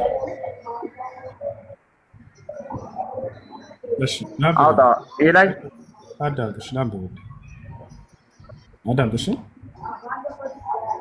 እሺ እሺ إن المرأة تقبل في صورة شيطان وتدبر في صورة الشيطان فإذا أبصر أحدكم امرأة فليأتي أهله فإن ذلك يرد ما في نفسه له. إذا جاء بس أسكر سويه تجنايته جابوها لا جزء أثمن من يمين له. أرى سند 03 على 04 سكبتر شامل كانوا. ويا أنا بكون إذا جاء الميلو ليلان سلسوا على الميلو. أسرار 03 ناوت على كوك. أكو أسرار 03 كل بقى أنا رسيه يا.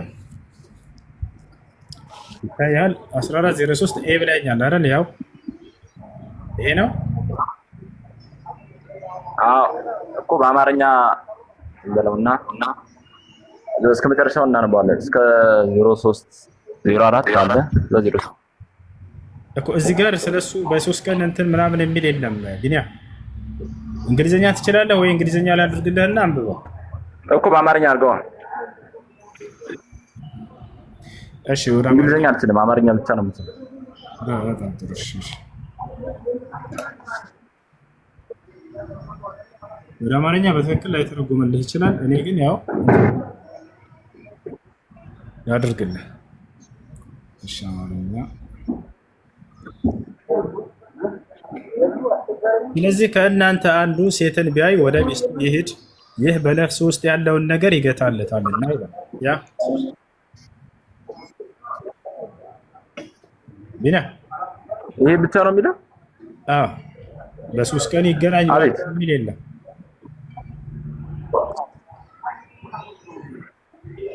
በአረኛ ተጻፈው እኮ የትንሽ ጽሑፍ ብቻ አልነበረ። ኧረ እባክህ እኔ አረበኛውን ላነብልህ እያልኩህ ነው። እኔ በደንብ አውቀዋለሁ። እሺ አረበኛውን እሱን አልፈልግም፣ ወደ አማርኛ ቀይርልኝ አልክ። እያወራ ያለው እዚህ ጋር ስለምንድን ነው? ስለ ሶስት ቀን መገናኘት አይደለም። ሲጀመር ካለው እኮ አያሳይም። ሳይ ሙስሊም ላይ ነው ሲጀመር። ምን አልከኝ? ጎግል ላይ እኮ ነው እንትን እና ምን ላይ ጎግል ላይ እኮ ነው። ምን ላይ ልተርጉምልህ? ቃል በቃል እያነበብኩ ልተርጉምልህ? አዎ ከቁርአኑ እንደዛ ይሻላል እኮ። እሺ እዚያ ጋር መጥቼ እንትን እያልኩ ነበር። ያ ሶሒህ ሙስሊም 1403 ይታያል። ነቢያችን ሰለላሁ ዐለይሂ ወሰለም ምን አሉ? ኢዛ አብሰረ አሐድኩም ይላል፣ አንዳችሁ ሴትን ባየ ኢምራአትን ሴትን ባየ ጊዜ ምናልባት ካየ ውጭ ላይ ፈልየእቲ አህለሁ ወደ ቤተሰቡ ወደ ሚስቱ ጋር ይመለስና ከእርሷ ጋር ይምጣ። ፈኢነ ዛሊከ የሩዱ ማ ፊ ነፍሲሂ፣ ይህ በውስጡ ላይ ያለውን ነገር ይመልስለታል ይገታለታልና አሉ ነው ሰለላሁ ዐለይሂ ወሰለም። ስለዚህ እንጂ አንድ ሰው ሴትን ተገናኝቶ በሶስት ቀን ብር ይስጣት ምናምን የሚል ቃል አንተ የተናገርከው የለም እዚህ ጋር እኮ። ግን እኮ እንደዚህ ማለት ነበር በአማርኛ አስተረጉመው። አሁን እዚህ ጋር ብዛቱ አይተዋላ። አማርኛው ላይ ያለው ላይ ሁለት መስመር ብቻ ነው በአማርኛ አስተረጉመው። በፈጣሪ ምን ቋንቋን ተርጉምልኝ ወይ አንተ ክፈትና እሺ ተርጉመህ አሳየልና አንድ ሰው ሴትን ተገናኝቶ በሶስት ቀን ብር መስጠት ይችላል የሚል አሳየን። ችግር የለም። ሽታው ራሱ ሶስት የሚለው የለም። እሺ 04 ላይ ዝቅ ብለህ አንብበው። አራት ላይ ዝቅ ብለህ አንብበው። 04 ላይ ማለት ነው እዛው። እሺ 04 ላይ አንብበው። 04 እሺ 04 ምን ይላል?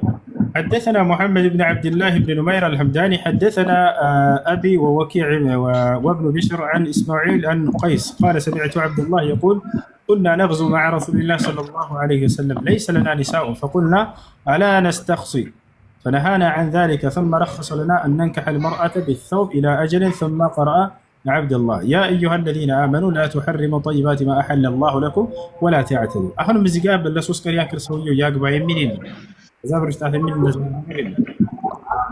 አይ እኔ ሲጀምር የቅድሙ ምንም አልተዋጠልኝም። የትኛው እንትን አተረጓጉም ማለት ነው? እንትን ይሄ ሁሉ ቃላት እንዴት በሶስት መስመር ተረጎምከው ባንዴ? በምን ቋንቋ እንግባባ? ወይ አረብኛውን እናንብብ አታውቀውም፣ ወይ እንግሊዝኛውን ታውቀዋለህ አታውቀውም፣ ወይ አማርኛ ትርጉሙልኝ አልክ። አሁን ምን ታደርጋለህ መሰለህ አንተ? ወይ ሌላ ስልክ ይዘህናልና እኮ ወይ ከስር ከመጀመሪያው ጀምረህ ስህተቱ ከማን እንደሆነ ታውቃላችሁ? ወላሂ ከእሱ አይደለም ስህተቱ፣ ወላሂ ከእሱ አይደለም እኮ እንዳለ ባንዴ ከማን ይመስላችኋል ስህተቱ? እስኪ ኮሜንት ላይ ተናገሩ። እስኪ አረብኛው ስንት እሱ መስመር ነው? ስህተቱ ከማን ነው ስህተቱ? አረብኛውን ስልክ ነው ልናገር ትንሽ ሁሱ ከማን ነው ስህተት? አንድ ጊዜ ልጆች ካስተማሩ ይሄንን ጽፌ የሰጡ ሰዎች ናቸው። ይሄን ጉድ የሰሩ። እሺ እዛ ቆይ አማርኛ በአማርኛ እንትን አለ ሐዲስ የለህም አንተ? በአማርኛ እንትን አለ ወይ ደግሞ በአረብኛ ነው ያለው። አንተ ደግሞ ከሁለቱም ከኔትወርኮች ለዓለማት አለ ጀመር አለ በአማርኛ የተጻፈ ይኖራል። የለም ወላሂ እኔ አውቀዋለሁኝ አረብኛውን ይሄን ምን እንደሚል አውቀዋለሁ። ወገናችን ነው ተሳስተ ነው። አሁን አንተ ይሄን በእስልምና ላይ እንጠይቃለን እያሉ ይሄ እስልምና ስህተት ነው እያሉ የነገሩህን ስትጽፍ አስልፈህ ነው እንጂ ይሄ ሐዲሱ አይደለም። ይሄ አንተ ያልከው በእርግጥ ያው በእስልምና ላይ ሲቀጥፉ እነ ወሰሊሙ ተስሊማ የሚጽፉት አሉ። ሂድና ይሄ የትኛው ሐዲስ ላይ ነው ያለው በልና ጠይቃቸው። መልሰው ቁጥሩን አስተካክለው ይሰጡሃል። ይዘህናና ሁሱን ጠይቀው እንጂ ሁሱ ያነበበልህ ትክክል ነው። አልተዋጠልኝም ለምትለው በእንግሊዘኛም አቀረበልህ እንግሊዘኛ አልችልም አልክ። በአረብኛም አነበበልህ ተረጎመልህ፣ በአማርኛም ተረጎመልህ አልተዋጠልህ። ያልተዋጠልህ የተሳሳተ ቁጥር ይዘህ ስለመጣህ ነው። እሺ እንጂ ሁሱ አይደለም።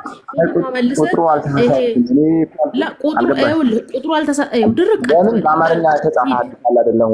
እሺ በቃ እናታወጣልኝ ነው። ይሄን መሰረት ጥያቄ ካለ አንተ መጠየቅ ትችላለህ። ቢኒ ይሄ ሚስት አግብታችሁ በ3 ቀን ገንዘብ ስጡ የሚል በነገር ላይ መጽሐፍ ቅዱስ ላይ አለ። ዘፍጥረት 38 የይሁዳን ታሪክ ታውቀዋለህ? ዘፍጥረት 38 የይሁዳን ታሪክ ታውቀዋለህ? የይሁዳን ታሪክ ካወቅከው የረአብን ታሪክ የጋለሞታይቱን የረአብን ታሪክ ካወቅከው ለ3 ቀን ብቻም ሳይሆን ለ3 ደቂቃ አንድ ክርስቲያን ወንድ ከአንድ ሴት ጋር ተገናኝቶ ሳንቲም ሰጥቶ መገናኘት ይችላል። ለ3 ቀን ብቻ አይደለም። ሂደህ ዘፍጥረት 38 ላይ ያለውን ታሪክ አንብበው። የረአብን ታሪክ አንብበው። የረአብ ታሪክ ጋለሞታይቱ ረአብ የ1954 መጽሐፍ ቅዱስ ጋለሞታይቱ ረአብ ሲላት የ2000 ውትም መጽሐፍ ቅዱስ ምን ይላታል? ዘሞታ የምታድረው ረአብ ይላታል። ጋለሞታ ናት። የፈለገ ወንድ እሷ ጋር ለ3 ደቂቃ ለ1 ደቂቃ ለ1 ሰዓት ለ1 ቀን ለ2 ቀን ለ3 ቀን እሷ ጋር አብሮ እየተኛ ይሄዳል። እቺ ሴት ምን ትባላለች? ዘሙቷ ዳሪ ይላታል መጽሐፍ ቅዱስ። ኦኬ። ስለዚህ አንድ ክርስቲያን ወንድ እንደ መጽሐፍ ቅዱስ አስተምሮ 3 ቀን ብቻ አይደለም ለ3 ደቂቃ አንድ ሴት ጋር ገንዘቡን ሰጥቶ አምባር ያለው አምባር፣ ብር ያለው ብር፣ ቀለበት ያለው ቀለበት ሰጥቶ እዛች ሴትዮ ጋር ግንኙነት ፈጽሞ መሄድ ይችላል። ተግባብተናል? ይሄ የመጽሐፍ ቅዱስ ጋር ብቻ ነው። ስለዚህ አንድ ደግሞ የምነግርህ ነገር ምንድነው? የሆነ የሰዎችን ስህተት እያባረርክ በሄድክ ቁጥር ያንተ ስህተት ነው የሚጋለጠው። ተግባብተናል? በእስልምና አንድ ወንድ አልጨረስኩም። ቁርአን ላይ አስረዳህ እኮ ያ ምን ይባላል? ጥሎሽ ነው። በእስልምና ጥሎሽ ግድ ነው። ጥሎሽ ብሎ ማለት ልብሷን የምትለብስበት የምታጌጥበት ገንዘብ መስጠት አለበት። ጥሎሽ ምንድነው? የወንዱ ንብረት እንዳለው ገንዘብ እንዳለው የሚያሳይ ስለሆነ ጥሎሽ ግዴታ ነው። ገንዘብ የተባለው ጥሎሽ ነው፣ ነግሩሃል። ከዚህ ውጭ አንተን እንድናስደስት ለዝሙት ነው አንልም። ተግባብተናል? ነብዩ መሐመድ አለይሂ ሰላቱ ወሰለም ቆይ አዳምጥ ቢኒ፣ አንተ ይሄ እዛ የሰው ስህተት እንዲፈልጉ የነገሩ ሰዎች በ3 ቀን ገንዘብ ሰጥቶ ለ3 ቀን የሚለው ያ ነብያችንን ከልክሏል። ነብዩ መሐመድ ምን ብለዋል? ይሄ ዝሙት ነው ብለው አስቆመዋል። የኛ ነብይ አስቆመዋል። ኢየሱስ አላስቆመም። መጽሐፍ ቅዱስ አላስቆመም። አንድም የመጽሐፍ ቅዱስ ላይ ያለ ታሪክ ይሄንን ነገር አላስቆመም። ደግሞም ይሄ ዝሙት አይደለም። እንደውም እንደ መጽሐፍ ቅዱስ እኮ ዝሙት አይደለም። አንድ ወንድ አንዲትን ጋለሞታ ሴት ገንዘቡን ሰጥቶ ከዛ ሴትዮ ጋር ግንኙነት ማድረጉ ኢቭን እንኳን ዝሙት አይደለም፣ ጋብቻ ነው የሚባለው። ጊዜያዊ ጋብቻ ነው የሚባለው። በአማርኛ ቋንቋ ራሱ ቋንቋውን ራሱ ስታችሁ ነው በእስልምና ላይ እየቀጠፋችሁ ያላችሁት ማለት ነው። ምን ይባላል? ጊዜያዊ ጋብቻ፣ ለ1 ደቂቃ የሚደረግ ጋብቻ፣ ለ1 ሰዓት የሚደረግ ጋብቻ፣ ለ1 ቀን የሚደረግ ጋብቻ፣ ለ3 ቀን የሚደረግ ጋብቻ፣ ለ1 ወር የሚደረግ ጋብቻ። በጋለሞታይቱና በሰውየው መካከል የሚደረግ ምንድነው? ስምምነት ነው። ስለዚህ አንድ ክርስቲያን ወንድ ሚስት ከሌለችው ሚስቱ ከሞተችበት አንዲትን ጋለሞታ ፈልጎ ቀለበቱን ወይ ጠቦት ካለው ጠቦት፣ ብር ያለው ብር ሰጥቶ ግንኙነት ማድረግ ይችላል።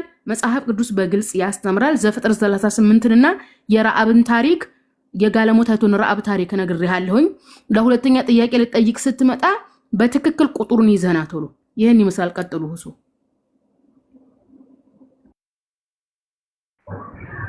አንዴ ቆይ ከአንቺ ጋር አልጨረሰው። ይሄ ትክክል እርግጠኛ ስለኔ ራሴ ስላነበብኩ ግን እኔ አፕሊኬሽኑ ስለሌለ ነው እንጂ አይን ባይን ስላነበብኩት እኮ ነው እንጂ ሰው የሰጠኝ አይደለም።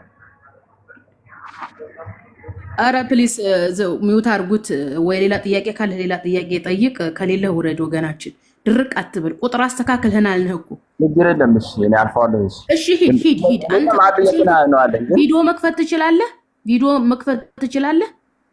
ሁለት ስልክ የለኝም አልኩሽ። እኔ አንድ ስልክ በቃ ሂድና ስልክን ሹት አድርገውና ሂደህ በደንብ ተግባባና ከሰጡ ቁጥር ጋር ና ቶሎ። ይኸው የሁሱ ቤት አለ፣ ሌላም ወንድሞች ቤት መግባት ትችላለህ።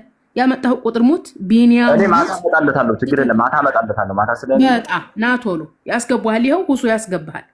ሌሎቻችሁ ሌላ ክርስቲያን አስገቡ። ቢኒያምን አስወጡትና ሌላም ጥያቄ ነበር። ጠይቅ ቢኒያም መመለስ የሚችል ከሆነ ይመልስልኝ፣ አለበለዚያ ወርዳለሁ። ችግር የለም። ምን አልክ? መመለስ ከቻለ ይመልስልኛል፣ አለበለዚያ ወርዳለሁ። ችግር የለም። ቦታ ከያዝኩባችሁ እኮ ጠይቅ። ሌላ ጥያቄ ይሄማ ተመለሰልህ እኮ። እሺ እንትን አንቺ ወይ ለምሳሌ አንቺ አላህ ያሳቸው ብለሽ ትቀራለሽ አትቀሪም? ምን አላህ ያሳቸው ብለሽ ትቀራለሽ አትቀሪም? አዎ እቀራለሁ። ምን ችግር አለው? ጳውሎስ እኛ ከሰበክነው ወንጌል ውጭ የሰበከ እግዚአብሔር የተረገሙ ይሁኑ ብሏል እኮ። ይህን ጥቅስ አታነብም? ታነባለህ አንተ። በጳውሎስ ታምናለህ። ኦኬ አንተ ጴንጤዎችን የተረገሙ ይሁኑ፣ ሙስሊሞች የተረገሙ ይሁኑ፣ ያኔ ያንተን እምነት ያልተከተለ በሙሉ የተረገሙ ይሁን እያልክ እኮ ታነባለህ እኮ። ገላትያ ላይ ጳውሎስ እኛ ከሰበክነው ወንጌል ውጭ የሰበከ የተረገመ ይሁን ብሏል። እንደውም እግዚአብሔርም ራሱ እኮ አልታዘዝም ያሉትን ሁሉ ይጥፉ ያለ እኮ ይዝታል እኮ፣ ያጥፋቸው ይላል እኮ በጠማማ መንገድ የሚሄዱትን ነው እኮ በጠማማ መንገድ የሚሄዱትን ነው እኮ እኛም እንጂማ ቀጥ ያሉትማ ወንድሞቻችን ናቸው። ቀጥ ላሉትማ እኮ ጸሎት እናደርግላቸዋለን። የአላህ ሰላም በእናንተ ላይ ይሁን እንላቸዋለን። ቁርአን ላይ አለ። ኦኬ ስለዚህ የአላህ ሰላም በአማኞች ላይ ይሁን እንላለን። አማኞችማ ከሆኑ ወንድሞቻችን ናቸው። እናንተ ስደባቸውን ብቻ ሳይሆን ግደላቸውም ይላል። ግደሉ ይሄ ግደላቸው የሚለው እንትን ነው። ይሄ ምንድነው? ይሄ ወታደራዊ ስርዓት ነው ወገናችን። በወታደራዊ ስርዓት መወያየት ከፈለግ መነጋገር ወታደራዊ ምናምን ሳይሆን በቃ እናንተ አሁን ሙስሊም ያልሆነ ሰው ግዴታ መገደል አይገድ ሙስሊም ያልሆነ ሰው ለምን ይገደላል? አይገደልም። ኃጢአት ነው። ሙስሊም ያልሆነ ሰው መግደል አይቻልም በእስልምና። ሁሱ መልስለት፣ ቁርአን ግለጥና አሳየው፣ መልስለት። ሌሎቻችሁ መልሱ አስረዱት። እኔ ቆይ ይቅርታ፣ አንድ ጊዜ ስራ ልይዝ ነው፣ ማዳም ጋር ሊሄድ ነው። ይመልሱልሃል ልጆች። ችግር የለም። ከኔ ጋር ይቀጥል። ሰላም አለይኩም። ሰማለሁ። ወአለይኩም ሰላም ወራህመቱላሂ ወበረካቱ። ፎሎ እያደረጋችሁ ሳለህን ቀጥል። ከሳለህ ቢኒያም እንዴት ነህ? ሰላም ነው? እግዚአብሔር ይመስገን። ቁርአን ሙስሊም ያልሆኑትን ሰዎች ግደሉ አይልም። እንደውም አንድ ሰው የገደለ ሰው ሰዎች ከባድ ኃጢአት እንደሆነ ነው የሚናገረው። ላሳይህ ስለሚል እኮ ነው። እና ደግሞ ከባድ እንደሆነ ሰው መግደል በቁርአን ላይ የተጻፈው ነገር ምን መሰለህ? አንድ የሰው ልጅን መግደል መላ የሰው ልጅን እንደ መግደል ያህል ከባድ ኃጢአት እንደሆነ ነው ቁርአን የሚያስተምረው እንጂ ተነስና ግደል የሚል ነገር የለውም። ላሳይህ ቁርአን ላይ እኮ እሱ ካሳየኝ ይሄ ካሳየው ደግሞ አይጋጭብህም ወይ ነው? ከዚህ ጋር አሁን ከምትጠቅስ ጋር እሱን ደግሞ ላስረዳ። ቁርአን ብለው ማለት ነው አንተ እንደዛ አይደለም። ቆይ አንቀጹን ሊኖር ይችላል። እሺ ግን ይሄኛው ጥቅስ ማለት ነው። የትኛው? ይሄኛው ጥቅስ ምን አንተ ይሄ ካለ እንደዚህ የሚል ካለ አታምንም ማለት ነው። በቁርአን ልትሆን ነው። አምጣ። የትኛው? እሺ ወላውጣለህ። ቁርአን ምንድን ነው የሚለው መሰላችሁ? ይሄው የከፈትኩላችሁ ቁርአን እስክታወጣ ያህል በሱረቱል ኢስራ ምዕራፍ 17 ቁጥር 31 ላይ ያችን አላህ ያከበራትን ነፍስ ያለ ህግ አትግደሉ ነው የሚለው። ሊትራሊ አትግደሉ የሚታይ ከሆነ ምንድነው የሚለው? አትግደሉ። እንደዚህ ብሎ የሚናገረው ቁርአን ነው። አይታችኋል። ስለዚህ እስልምናችን መጋደልን ይከለክላል። ነገር ግን እነዚያ ነፍስ ለመግደል የሚነሱ ሰዎችን እንዳማጣጣቸው መመለስን ቁርአን ያስተምራል። ኦኬ፣ የሰው ልጅን ከምድር ላይ ለማጥፋት የሚነሱ ሰዎችን መቼም ቁጭ ብላችሁ እዩዋቸው የሚል ነገር አልተናገረም። ይሄንን ይመስላል። ቢኒያም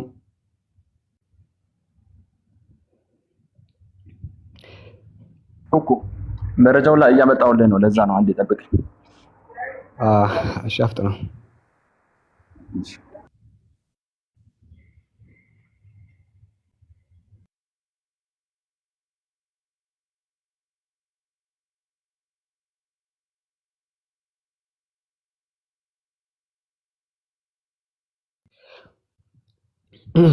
ሰዓት እንዳገልብን እኔ ከመጽሐፍ ቅዱስ ላሳያ። እንደዛ ከሆነ ከመጽሐፍ ቅዱስ ላሳይ። ካሜራ አይታይም?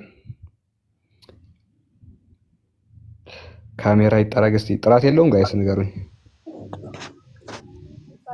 ትንሽ ብዥ ብሏል። ኦኬ ኦኬ። እኔ ጋር ጥራት አለው። ለምን እንደሆነ አላውቅም። ከመጽሐፍ ቅዱስ አሳየ። የአንተ መጽሐፍ ቅዱስ ላይ እሺ፣ ልጥረገው።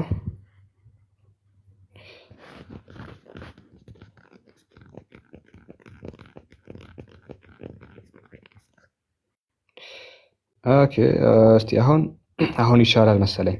መጽሐፍ ቅዱስ ምን ብሎ ይናገራል መሰላችሁ? መጽሐፈ ሳሙኤል ምዕራፍ 15 ላይ ከቁጥር 1 ጀምሮ ሲናገር እግዚአብሔር የሚለውን ስማ ይላል። ሁላችሁም ልብ በሉ። እግዚአብሔር የሚለውን ስማ። ምንድነው የሚለው? እስራኤላውያን ከግብጽ በወጡ ጊዜ አማሌቃውያን በመንገድ ላይ የተቃወሙ አስቸግረው ስለነበረ የሰራዊት ጌታ እግዚአብሔር አማሌቃውያንን ለመቅጣት ወስነዋል። ሄደ በአማሌቃውያን ላይ አደጋ በመጣል ያላቸውን ሁሉ ደምስስ፣ ከእነርሱ ምንም ነገር አታስቀር፣ ወንዶችን፣ ሴቶችን፣ ልጆችንና ሕፃናትን፣ ከብቶችን፣ በጎችን፣ ግመሎችንና አህያዎችን ሁሉ ግደል ይላል። ምኖችን? ወንዶችን፣ ሴቶችን፣ ልጆችን፣ ሕፃናትን። ጋይስ ምኖችን? ሕፃናትን። እሺ፣ ከብቶችን፣ በጎችን አጠቃላይ ግደል ይላል። እንግዲህ የፍቅር አምላክ የሚሉት ማለት ነው። የፍቅር አምላክ ሕፃን ልጅን ጨፍጭፈ ግደለው ይላል። ቁርአን እንደዛ አይደለም ባይዘይ። ኦኬ፣ ቁርአን አንድም ቦታ ሕፃን ልጅን ግደል አይልም። ለመጋደል የመጣውን ጠላት ቁጭ ብላ አትያው ነው የሚለው። ሰላም ፈላጊ ከሆነ በሰላም ትኖራለህ ከሱ ጋር። ሊገድልህ ከመጣ ግን ትከላከላለህ። ይሄ ነው ቁርአን ያስተማረው። መጽሐፍ ቅዱስ ግን ከዛም አልፎ ምንም የማያውቅ ሕፃን ልጅን ጨቅላውን ሕፃን ልጅን ጨፍጭፍና ግደለው ማጅራቱን ብሎ ያስተምራል። እሱም ብቻ አይደለም፣ ምንም የማያውቁ እንስሳትን፣ ከብቶችን፣ አህዮችን፣ ሴቶች አጠቃላይ ግደል ብሎ ያስተምራል። ይኸው በግልጽ መጽሐፍ ቅዱስ ላይ። በሌላም ቦታ ትንቢተ ሕዝቅኤል ምዕራፍ 9 ላይ በደንብ ተመልከቱላችሁ። ትንቢተ ሕዝቅኤል ምዕራፍ 9 ቁጥር 6 ሽማግሌም ሆነ ወጣት ወንዶችና ሴቶች ሕፃናትንና ሴቶችን ሁሉ ግደሉ። ባይዘይ ምኖችን? ሕፃናትን፣ ሴቶችን ሁሉ ግደሉ። ነገር ግን በግንባሩ ላይ ምልክት ያለበትን ማንንም አትንኩ። ግድያውንም ከዚሁ ከቤተ መቅደስ ጀምሩ። ስለዚህ እዚያ በቤተ መቅደስ ከቆሙት መሪዎች አንስተው ግድያውን ማካሄድ ጀምሩ። እግዚአብሔር ሄዱና ቤተ መቅደሱን አርክሱ፣ አደባባዩንም በሬሳ የተሞላ አድርጉ አላቸው። እነርሱ መጥተው በከተማይቱ ውስጥ ያሉትን ሰዎች ገደሉ ይላል። ገደሉ። ምን አደረጉ? ገደሉ። ምኖችን? ሴቶችን፣ ሕፃናትን፣ ሽማግሌዎችን። ሴቶችን፣ ሕፃናትን፣ ሽማግሌዎችን ምን አድርጉ? ግደሏቸው። እንደዚህ ብሎ የሚናገረው የፍቅር አምላክ የሚሉት አምላክ ነው። ስለዚህ ይሄንን ይዛችሁ ነው ቁርአን ላይ የምታወሩት? ሰው ይሄን ተሸክሞ ነው ቁርአን ግደል ይላል የሚለው? ሰው ይሄንን ይዞ ነው ስለ ቁርአን የሚያወራው? ትንሽ እፍረት የሚባል ነገር የለም። በጣም ነው የሚያሳዝነው። ይህን ይመስላል። የቴሌግራም ቻናላችንን ጆይን አድርጉ ጋይስ። የቴሌግራም ቻናላችንን ጆይን አድርጉ። ሊንኩን ኮሜንት ላይ እያስቀመጥኩላችሁ ነው። ያን ሊንክ ውሰዱና ቴሌግራም ቻናል ጆይን አድርጉ። ኮምፓራቲቭ ነክ ነገራቶችን አርቲክሎችን ታነባላችሁ። ባረከላሁ ፊኩም። ሊንክ ኮሜንት ላይ እያስቀመጥኩላችሁ ነው። ሰው ኮፒ አድርጉና ቴሌግራም ገብታችሁ ጆይን አድርጉ። ከዛ በኋላ ቪዲዮዎችን ሼር ታደርጋላችሁ። እዛ ውስጥ ቪዲዮዎች አሉ። እነዛን ቪዲዮዎች ማየት ትችላላችሁ። ኮሜንት ላይ አለላችሁ። ያው የቴሌግራም ቻናል እዚህ ጋር መውሰድ ትችላላችሁ ሊንኩን። ቢኒያም ተመለስክ? እሺ። እግዚአብሔር ሕፃናትን ግደሉ እንደሚል እያሳየው ነበር። ምን ትላለህ? አዲስ ኪዳን ላይ ያለ እንደዛ ነው። በብሉይ ኪዳን ያለው የራስ አምላክ አይደለም እኮ እሱ አለፈው ነው ሳይመጣ በፊት የነበረው። ስለዚህ አንተ አምላክ አዲስ ኪዳን ከመምጣቱ በፊት ሕፃናትን ይገል ነበረ። ስቴት አለ ሳይን ሕፃናትን ግደሉ ይላል። ኧረ እንዴ በደንብ ነው በደንብ። ይኸው መጽሐፈ ሳሙኤል ቀዳማዊ ምዕራፍ 15 ሕፃን ልጅን ሄድና ሸክሽከው ነው የሚለው። መጽሐፈ ሳሙኤል ቀዳማዊ ምዕራፍ 15 ይታያል ፊት ለፊት ስክሪን ላይ የሆነ ስክሪን አይቼዋለሁ። እንደዚህ እግዚአብሔር የሚለውን ስማ ይላል። እግዚአብሔር እስራኤላውያን ከግብፅ በወጡ ጊዜ አማሌቃውያን በመንገድ ላይ የተቃወሙ አስቸግሯቸው ስለነበረ የሰራዊት ጌታ እግዚአብሔር አማሌቃውያንን ለመቅጣት ወስነዋል። ሄደ በአማሌቃውያን ላይ አደጋ በመጣል ያላቸውን ሁሉ ደምስስ፣ ከእነርሱ ምን ነገር አታስቀር፣ ወንዶችን፣ ሴቶችን፣ ልጆችን፣ ሕፃናትን ላስምርልህ። ቃል ማይታይ ከሆነ ሕፃናትን፣ ከብቶችን፣ በጎችን፣ ግመሎችን፣ አህያዎችን ሁሉ ምን አርክ? አንድ ከመጀመሪያ ጀምሬ ላንብብ። ግደል። ራስ አንብብ። እሺ። ሳኦልንም እንዲህ አለው፣ በሕዝቡም በእስራኤልም ላይም ቀብቼ አነግስህ እግዚአብሔር የላከኝ እኔ ነኝ። አሁንም ሁሉን የሚችል እግዚአብሔር የሚለው ስማ። እስራኤላውያንን ከግብፅ በወጡ ጊዜ አማሌቃውያንን በመንገድም ላይም እየተቃወሙ አስቸግሯቸው ስለነበረ ለሰራዊት ጌታ እግዚአብሔር አማሌቃውያንን ለመቅጣት ወስኗል። እንዲህ በአማሌቃውያን ላይ አደጋ በመጣልም ያላቸውንም ሁሉ ደምስስ፣ ከእነርሱም ምንም ነገር አታስቀር። ወደ ሌሎችም ሴቶች ልጆችና ሕፃናትን ከብቶችን፣ በጎችን፣ ግመሎችን፣ አህዮችን ሁሉ ግደል። እነማንን ምን እንግደል? ምን እንግደል ነው ያለው? ወንዶችን፣ ሴቶችን፣ ልጆችንና ሕፃናትን፣ ከብቶችን፣ በጎችን፣ ግመሎችንና አህያዎችን ሁሉ ግደል ይላል። ለምንድን ነው ሕፃን ልጅ ግደል የሚለው? ትላልቅ ሰዎች እሺ ይሁን፣ ሕፃን ልጅ ለምንድን ነው ሄዶ እንዲጨፈጨፍ የሚያደርገው? እነሱም ለጦርነት መነሳሳታቸው ስለማይቀር ነው። ከዛ በኋላ ማለት ነው። ሕፃን ልጅ ምን አጥፍቶ ነው የሚገደለው? አጥፍቶ ሳይሆን አጥፍቶ አይደለም። እንደነሱም እግዚአብሔር የፈለገበት ምክንያት እንዲገደሉ። ለምን ሕፃን ልጅ ይገደላል ነው? ሕፃን ልጅ ሳያጠፋ ለምን ይገደላል ሕፃን ልጅ? እንደዛ አይደለም። የኛ አባቶች ማን ነው ገደላቸው ብለው ስለሚሉ አባቶች አጥፍተዋል እኮ ችግር የለውም። አባቶች አጥፍተዋል። ሕፃን ልጅ ግን ምንድነው ጥፋቱ? የተገደለው ነው። ለምንድን ነው ሕፃናት የሚገደሉት? እሱን አመጣለሁ። ትላልቅ ሰዎች እሺ ይሁን፣ ግን ሕፃን ልጅን ሄደህ ስገለው በጣም ያሳዝናል። ልንገርህ፣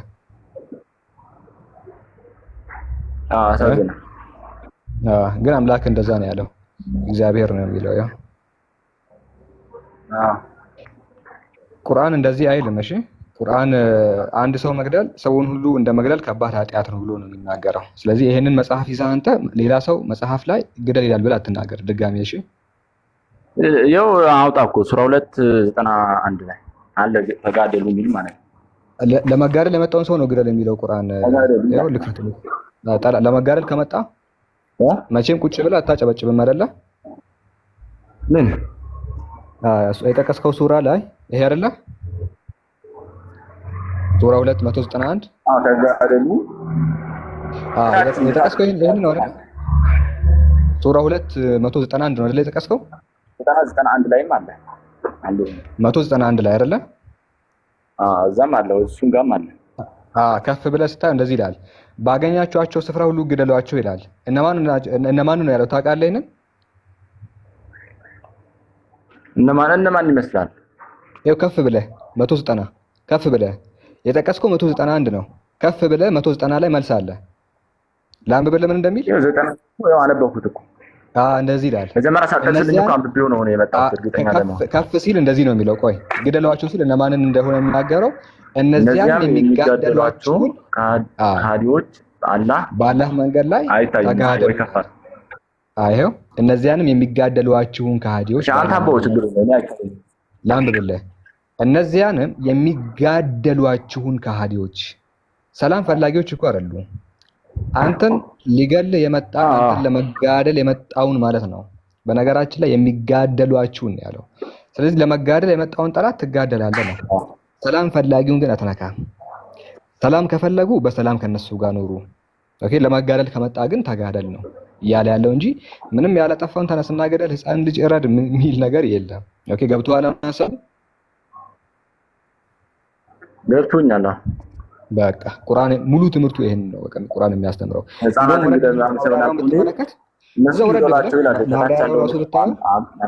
ማብራሪያው ምንድን ነው መሰለህ?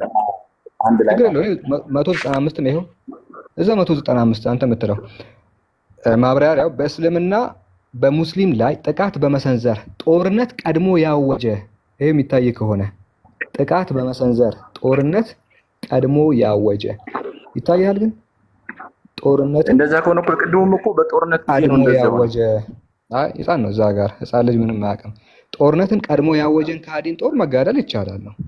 አንተን ሊያጠፋ ከመጣ አንተን ያኛው ቅድም እኮ በጦርነት ላይ እያሉ ነው እንጂ እነሱ ተጣጣለበት ምክንያት እነሱም ልዩነቱ ጦርነት ማስነሳት ስለማይቀር እነሱ ዘር አንዳችን ማታስቀር ነው አሉ። ልዩነቱ ምን መሰለህ? ቁርአን እነዚያን ቀድሞ ጦርነት ያወጁትን አንተን ሊጋደሉ የመጡትን ሰዎች ተጋደል ነው ያለው። መጽሐፍ ቅዱሱ ላይ ግን አንደኛ ህፃን ልጅ ምንም የሚያውጀው ጦርነት የለም። ህፃን ነው፣ ምንም የሚያውቀው ነገር የለም ጡት ከመጥባት ውጪ። እሱ ነው ግደል የሚለው መጽሐፉ። ሁሉንም ነው ግደላለው። ህፃናቱ ነው ስፔሲፊክሊ ህፃናቱ ነው ጨፍጭፍ የሚለው። ስለዚህ እስልምናችን ሰውን ግደል አይልም።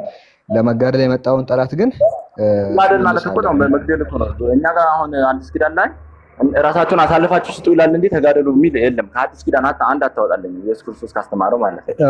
እግዚአብሔር ለምንድን ነው በዛ ጊዜ እንደዛ ያለ ነገር ያዘዘው? ጨካኝ ስለሆነ ነው ድሮ? የዛን ህግና አሁን አዲስ ኪዳን ህግ አንድ አይደል? ድሮ የዛን ተናገረበትና አምላክ ግን ቢሽር መጥቷል፣ እንዲል መጥቷል። ያንተ አምላክ ድሮ ጨካኝ ነበረ? ጨካኝ አልነበረም። ለምን ነው ታዲያ ጻድቅ ግደል የሚለው? እንደውም መጽሐፍ ቅዱስ ሲናገር መዝሙረ ዳዊት ምዕራፍ 137 ላይ ባቢሎን ሆይ አፍራሿ ባቢሎን ሆይ በእኛ ላይ ያደረግሽውን ክፋት ብድራት ሁሉ በአንቺ ላይ የሚመልስብሽ የተባረከ ነው። ህፃናት ልጆችሽን እያነሳ በአለት ላይ የሚፈጠፍጣቸው የተባረከ ነው ይላል። ህፃናት ልጆችሽን እያነሳ በአለት ላይ በድንጋይ ላይ የሚፈጠፍጣቸው ይላል። ያው ህፃናት ልጆችሽን እያነሳ በአለት ላይ የሚፈጠፍጣቸው የተባረከ ነው ይላል። ህፃን ልጅን እያነሳ አለት ማለት ድንጋይ ነው፣ እንደዚህ ጥቁር ድንጋይ ነው። እንደዚህ እያነሱ ህፃናትን ድንጋይ ላይ የሚፈጠፍጡት የተባረኩ ናቸው ይላል። አንተ አሁን ለምሳሌ አንተ አንድ ክርስቲያንን ወይ መስዋዕት ሳታደርግ ገነት መግባት አትችልም። ታውቃለህ? አንዴ እንደዛ የሚል ነገር የለም። ቆይ እሱ መልስልሃለሁ፣ ችግር የለውም። ግን መጽሐፉ ላይ ህፃን ልጅን አንሳና አፍልጥ ይላል ድንጋይ ላይ።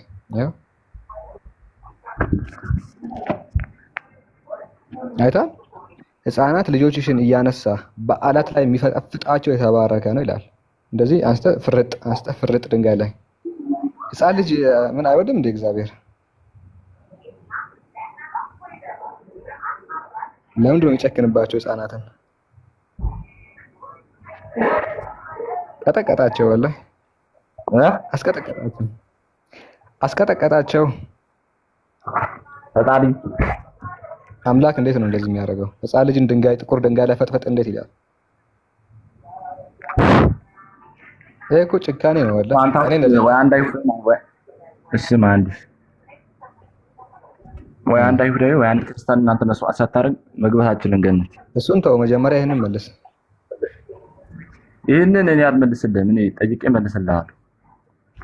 ስለዚህ ላሳየህ የአንዳንዱን ነገር ላሳየህ። የእግዚአብሔር ነቢያት ሰው ኦኬ። ሌላኛው ደግሞ ያንተ አምላክ ህፃን ልጅ ስለሚጫወት ብቻ ይገላቸዋል። ታውቃለህ? ምን ይጫወታል? ዕለታት አንድ ቀን ወይ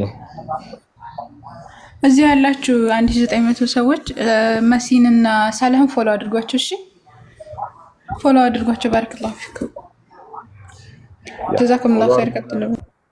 ኮፒ ሊንክ አድርጉ። ቤቱን እንዳያስወጣን የሁሱን ትልቁን አካውንት ኮፒ ሊንክ አድርጉለት።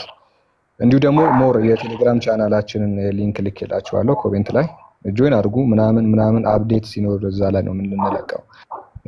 ፕሮግራም ሲኖረን ወደዚህ እንድትመጡ ያህል ቴሌግራም ላይ ነው የሚያስፈልገው። አስቀድሞ ቴሌግራም ላይ ስለምንናገር ሊንኩን አስቀምጬላችኋለሁ።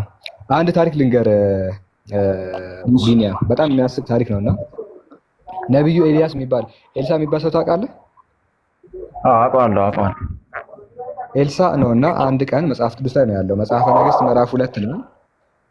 ኤልሳም እንደተናገረው ነገር ውሃው እስከዛሬ ድረስ ተፈውሰዋል። ከዚያም ወደ ቤቴል ወጣ። በመንገድም ሲወጣ ብላቴኖች ከከተማይቱ ወጥተው አንተ መላጣ ውጣ፣ አንተ መላጣ ውጣ፣ አንተ መላጣ ውጣ ብለው አፌዙበት እና ነብዩ ኤልሳ አንድ ቀን ወደ ቤቴል ከተማ ሲሄድ መንገድ ላይ ህፃናቱ አንተ መላጣ፣ ይኸው እዚህ ጋር የሚታይ ከሆነ አንተ መላጣ ውጣ፣ አንተ መላጣ ውጣ ብለው አፌዙበት ይላል። ፀጉር የለውም መላጣ ነውና መላጣ ምናምን ብለው ተጫወቱበት ምናምን ሳቁበት። ህፃናት ያው ደስ ይላቸዋል መላጣ ሰው ሲያዩ። እዛ በኋላ እነሱ ምንድን ነው የሚሆኑት? ዘውር ብሎ አያቸው ይላል። ዘውር ብሎ አያቸው፣ በእግዚአብሔርም ስም ረገማቸው። ከዱርም 2 ድቦች ወጥተው ከብላቴኖቹ 42ቱን ሰባበሯቸው ይላል፣ ገደሏቸው ይላል። አሁን መገደል ነበረባቸው እነዚህ ህፃናት? እርግማን ነው። እሺ በኦሪት ሰዓትና በአሁኑ ሰዓት እኩል ነው? በኦሪት ሰዓት አሁን እንዴት ነበር? አንድ ሰው ሀብት ሲሰራ ወዲያውኑ ነበር አለበት? ህፃን ልጅ ገና ለገና ህፃን